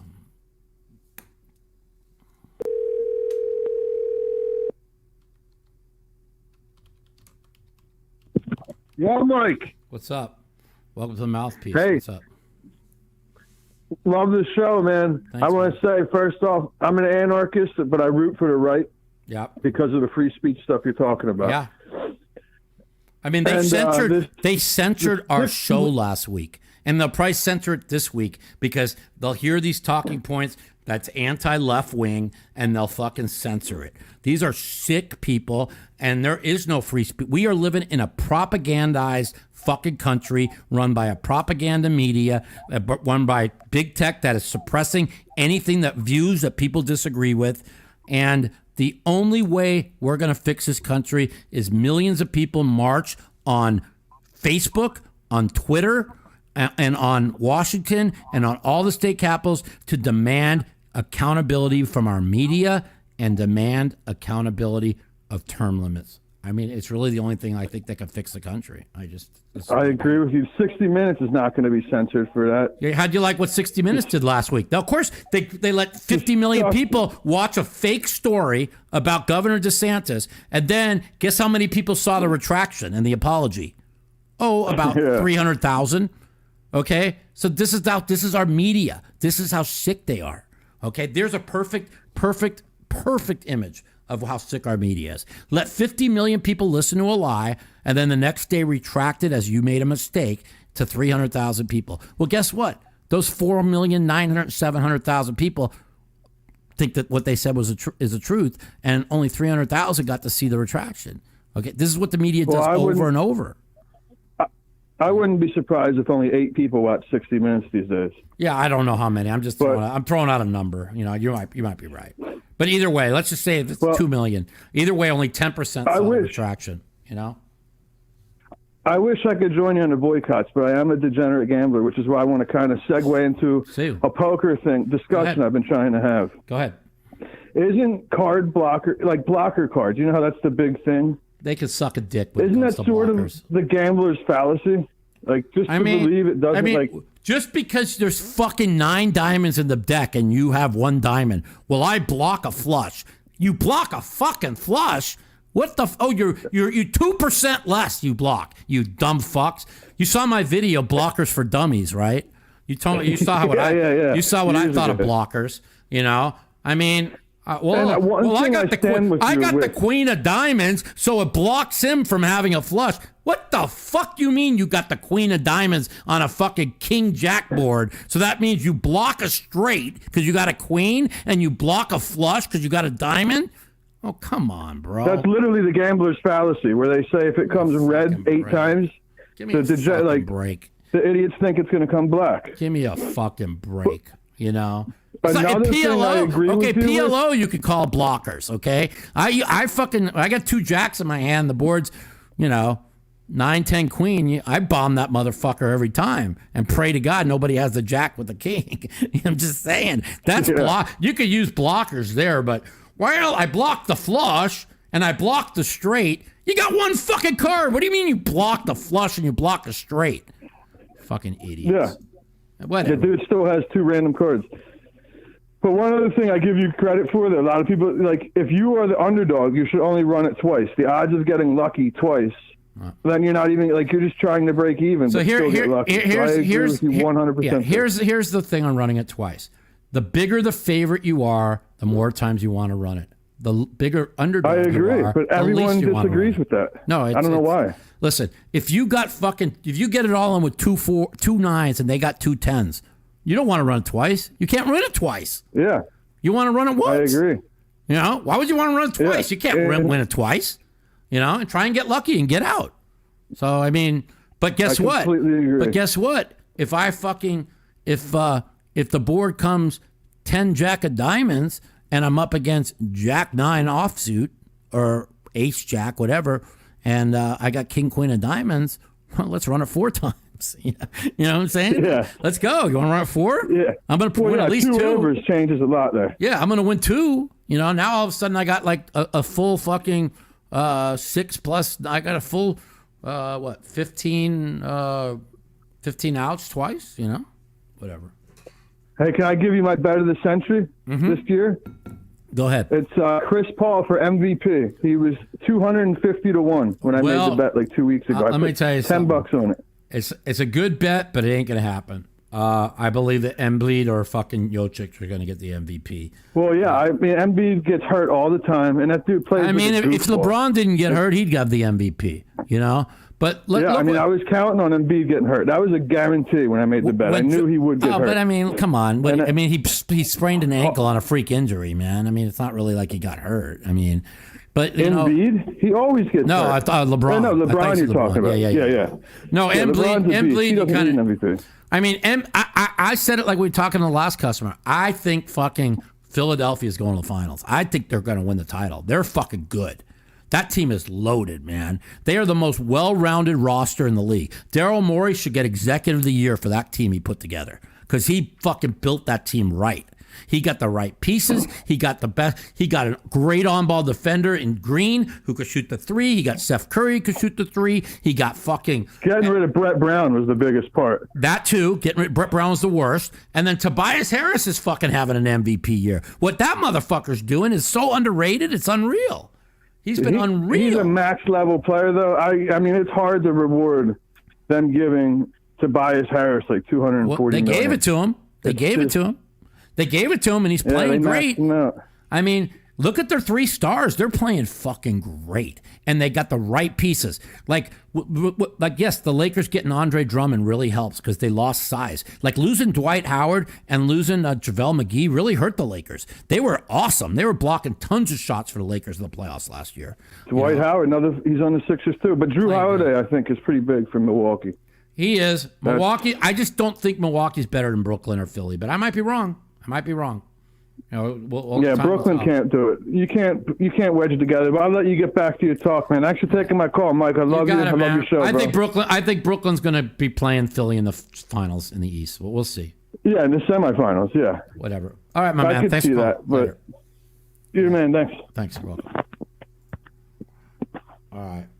Well, what we got? One more caller. We have 2 right now. All right, we got to give away these $100 to somebody. Hello. Please state your name after the tone. My name is Mike Madison. My name is Mike Madison. I'm calling you back from the Mouthpiece. What the fuck? I have no idea, bro.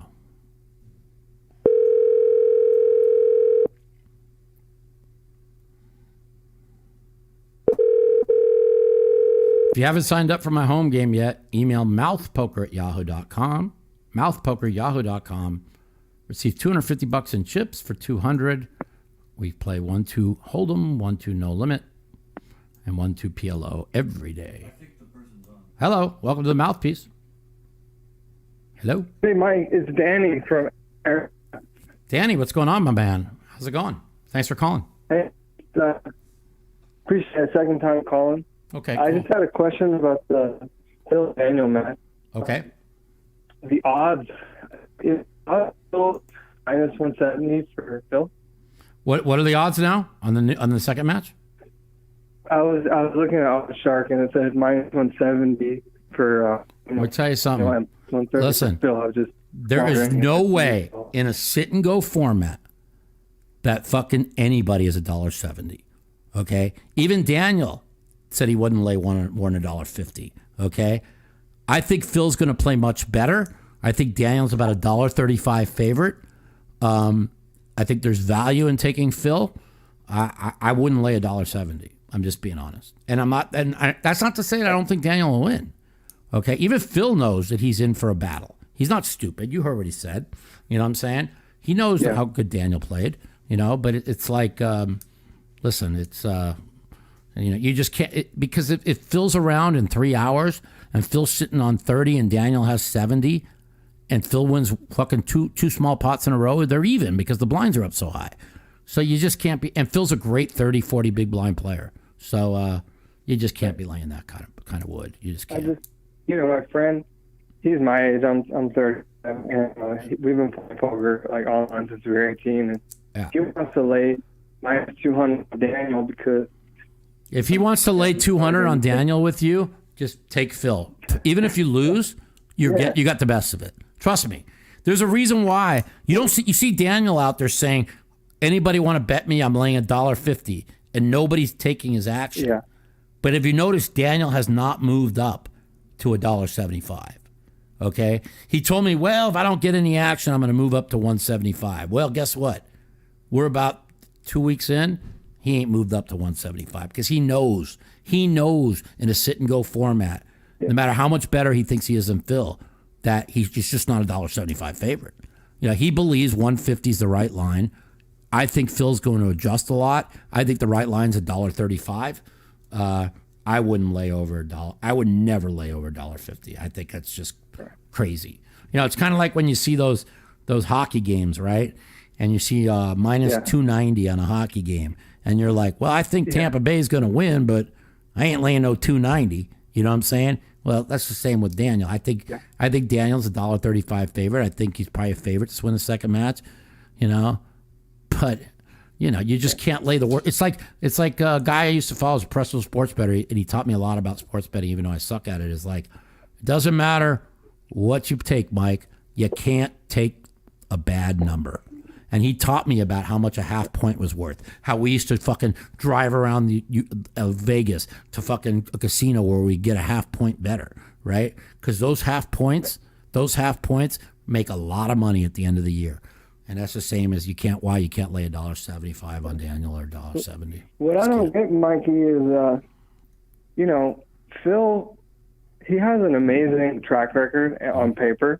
And, a lot of my GTO friends, like, they call him out or make fun of him. Like, I use solvers and stuff. I'm not going to lie. Like, I've played online, since I was really young, like I told you. But what I don't understand is the guy, he just beat Antonio 3 times in a row. He has the most bracelets. He's probably the GOAT in tournament.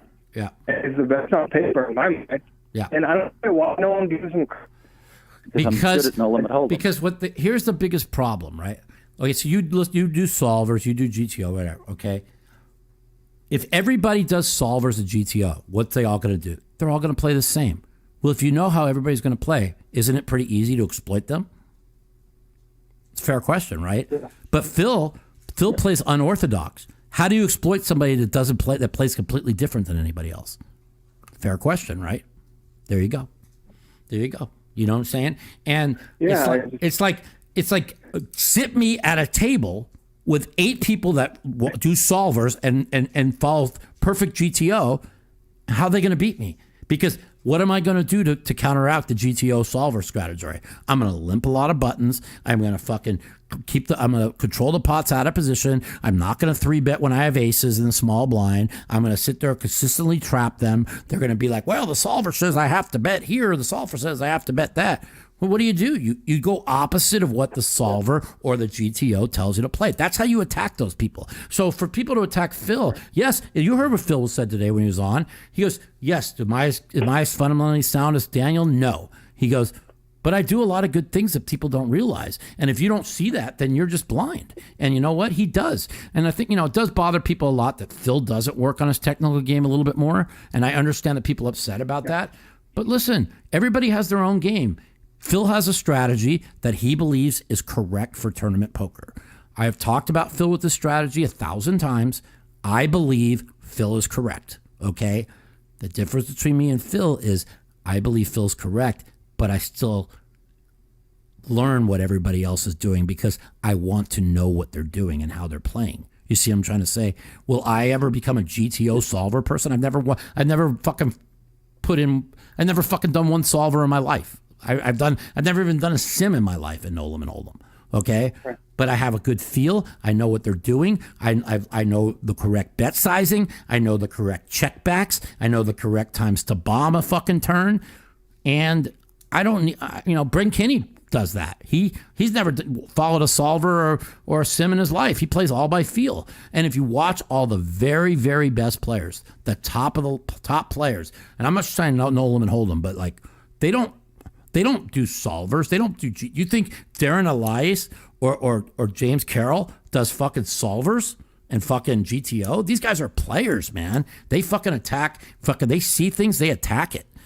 So if you're a player that don't know much about poker and you want to be a winning online player, yes, GTO and solvers is the way to make yourself win money playing online poker. But it's not going to get you through when somebody's going to look you in the face. It's just not. Okay, it's like if you have instincts, you're gonna feel the weakness. You feel the weakness, you feel the strength, and you can't. That's talent. You can't teach people talent. And Phil is great at fucking sensing weakness, and that's what he's great Mike, at. I just don't understand because, I have a lot of respect for Phil. If it wasn't for Phil Hellmuth, I might not got into poker because in like 2005, I was at the airport and I picked up his book and started reading it, and I, that kind of got me into playing. But I just, like my friends, I just want him to get the respect he deserves in the tournament world. I think he's the best tournament player of all time. I think Doyle came out and said it. Every year, and the only one who could talk about Phil badly is you, because you're best friends with him, right? Yeah, exactly. And I just don't understand when he's going to get the respect he deserves.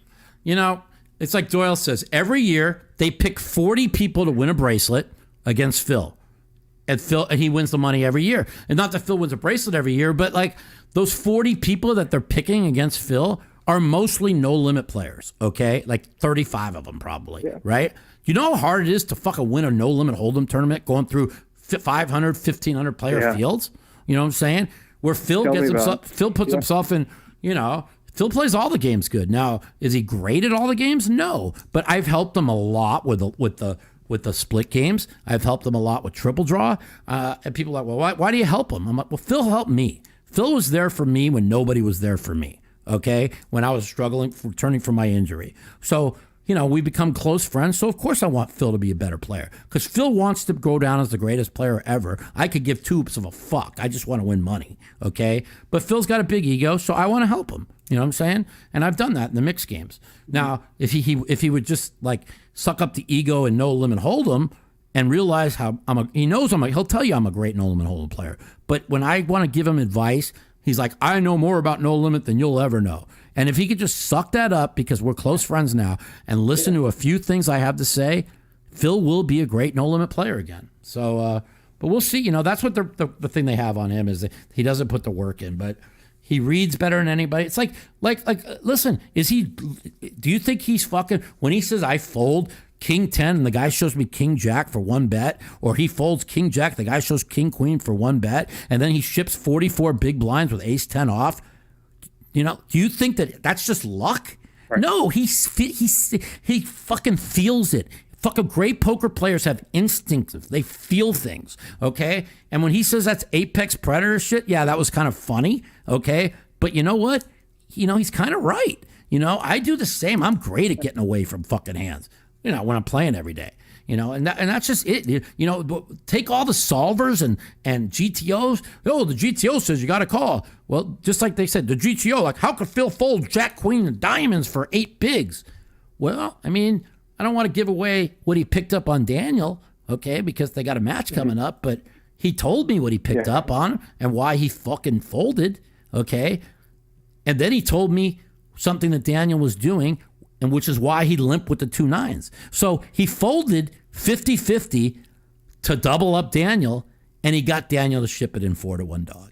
Okay, so stop with the bullshit. Look at those results. Look at the fact that he folded when he was 50-50 for 8 bigs, and he got it all in 4-1 favored. That's what you need to look at. Okay, and that's what Phil sees situations.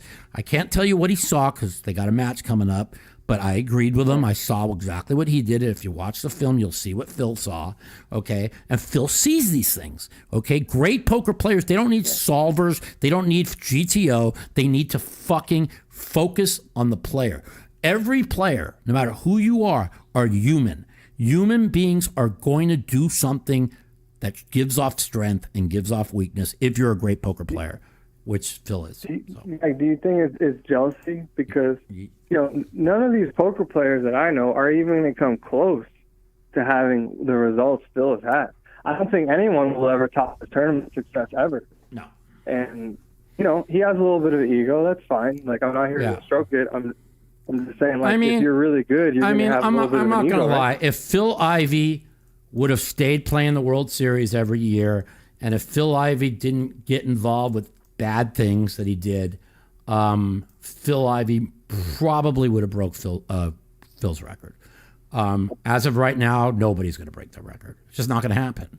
It's not going to happen. Yeah. I mean, the only one maybe that has a chance, and because I mean, like I think that Kata is one of the best no-limit tournament players in the world. Oh, Joe Kata, He's got 4 bracelets now. When he won the World Series, he sucked shit, okay? You watch this man play, he's one of the best I've ever seen, okay?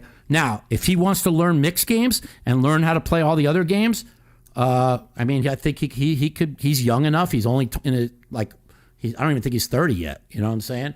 He might be around 30 now. He's 21 when he won it. What was that, 2009? 2000, yeah, something like that. But I'm just saying, like, somebody... He's 33. Okay, 33. So, if he learns some mixed games, he could pick up 5 or 6 breaks. Even then, it's like passing... passing Phil is just going to be almost impossible. You know what I'm saying? And it looked like Ivy was a big... See, Ivy is way better than Phil in all the mixed games, okay? And so I thought Ivy would win, would catch him. But Ivy, I don't want to say anything, but, Ivy went through a lot of shit, and I don't think that he's... Right. He's not the mentally strong Ivy that he was. He wasn't hungry for the breaks. Yeah, I mean, listen, for many years I was very jealous of Phil Ivey because he would be able to do whatever he wanted and he'd keep that amazing focus. And, he doesn't have that focus anymore. Now he is, I heard he's improving again, but, once you lose that eye of the tiger, it's tough to get it back. So I don't think Eddie was going to catch him, but we'll see. Anyways, I got to get going. I got to go fucking take a dump. So I'll talk to you guys. I'll talk to you later. Thanks for calling. Last thing, Mike, you could just comment real quick. I know you got to go to end the stream, but I just want to know, last time I called, I asked about the Hall of Fame, and I saw Huck C got in, and again, another year's passed, and I don't get it. Well, listen, I respect Huck C. Does Huck C deserve to be in? Sure. Should have been in there 5 years. Sure, Huck C deserves to be in, but he should have been in years ago. Okay, Huck C doesn't play anymore. Okay, they're putting people in the Hall of Fame that hasn't played in 6-7 years. Okay, I'm making 3-4 final tables every year. I'm cashing 50% of all the events I play in, and I'm doing it half paralyzed in fucking debilitating pain. Okay, so listen, it is what it is. I don't give a fuck about the Hall of Fame anymore. Yeah. I wanted to be in before my dad passed away. I will never forgive the World Series for it. They fucking put Chris Moneymaker in, who won 1 tournament in his whole life in. Now, I love Chris Moneymaker. Don't get me wrong. He's a great guy. This is Chris Moneymaker. Yeah, great guy. Yeah. Mouthpiece. Great guy. But I'm just saying, they put fucking people who run TV shows in.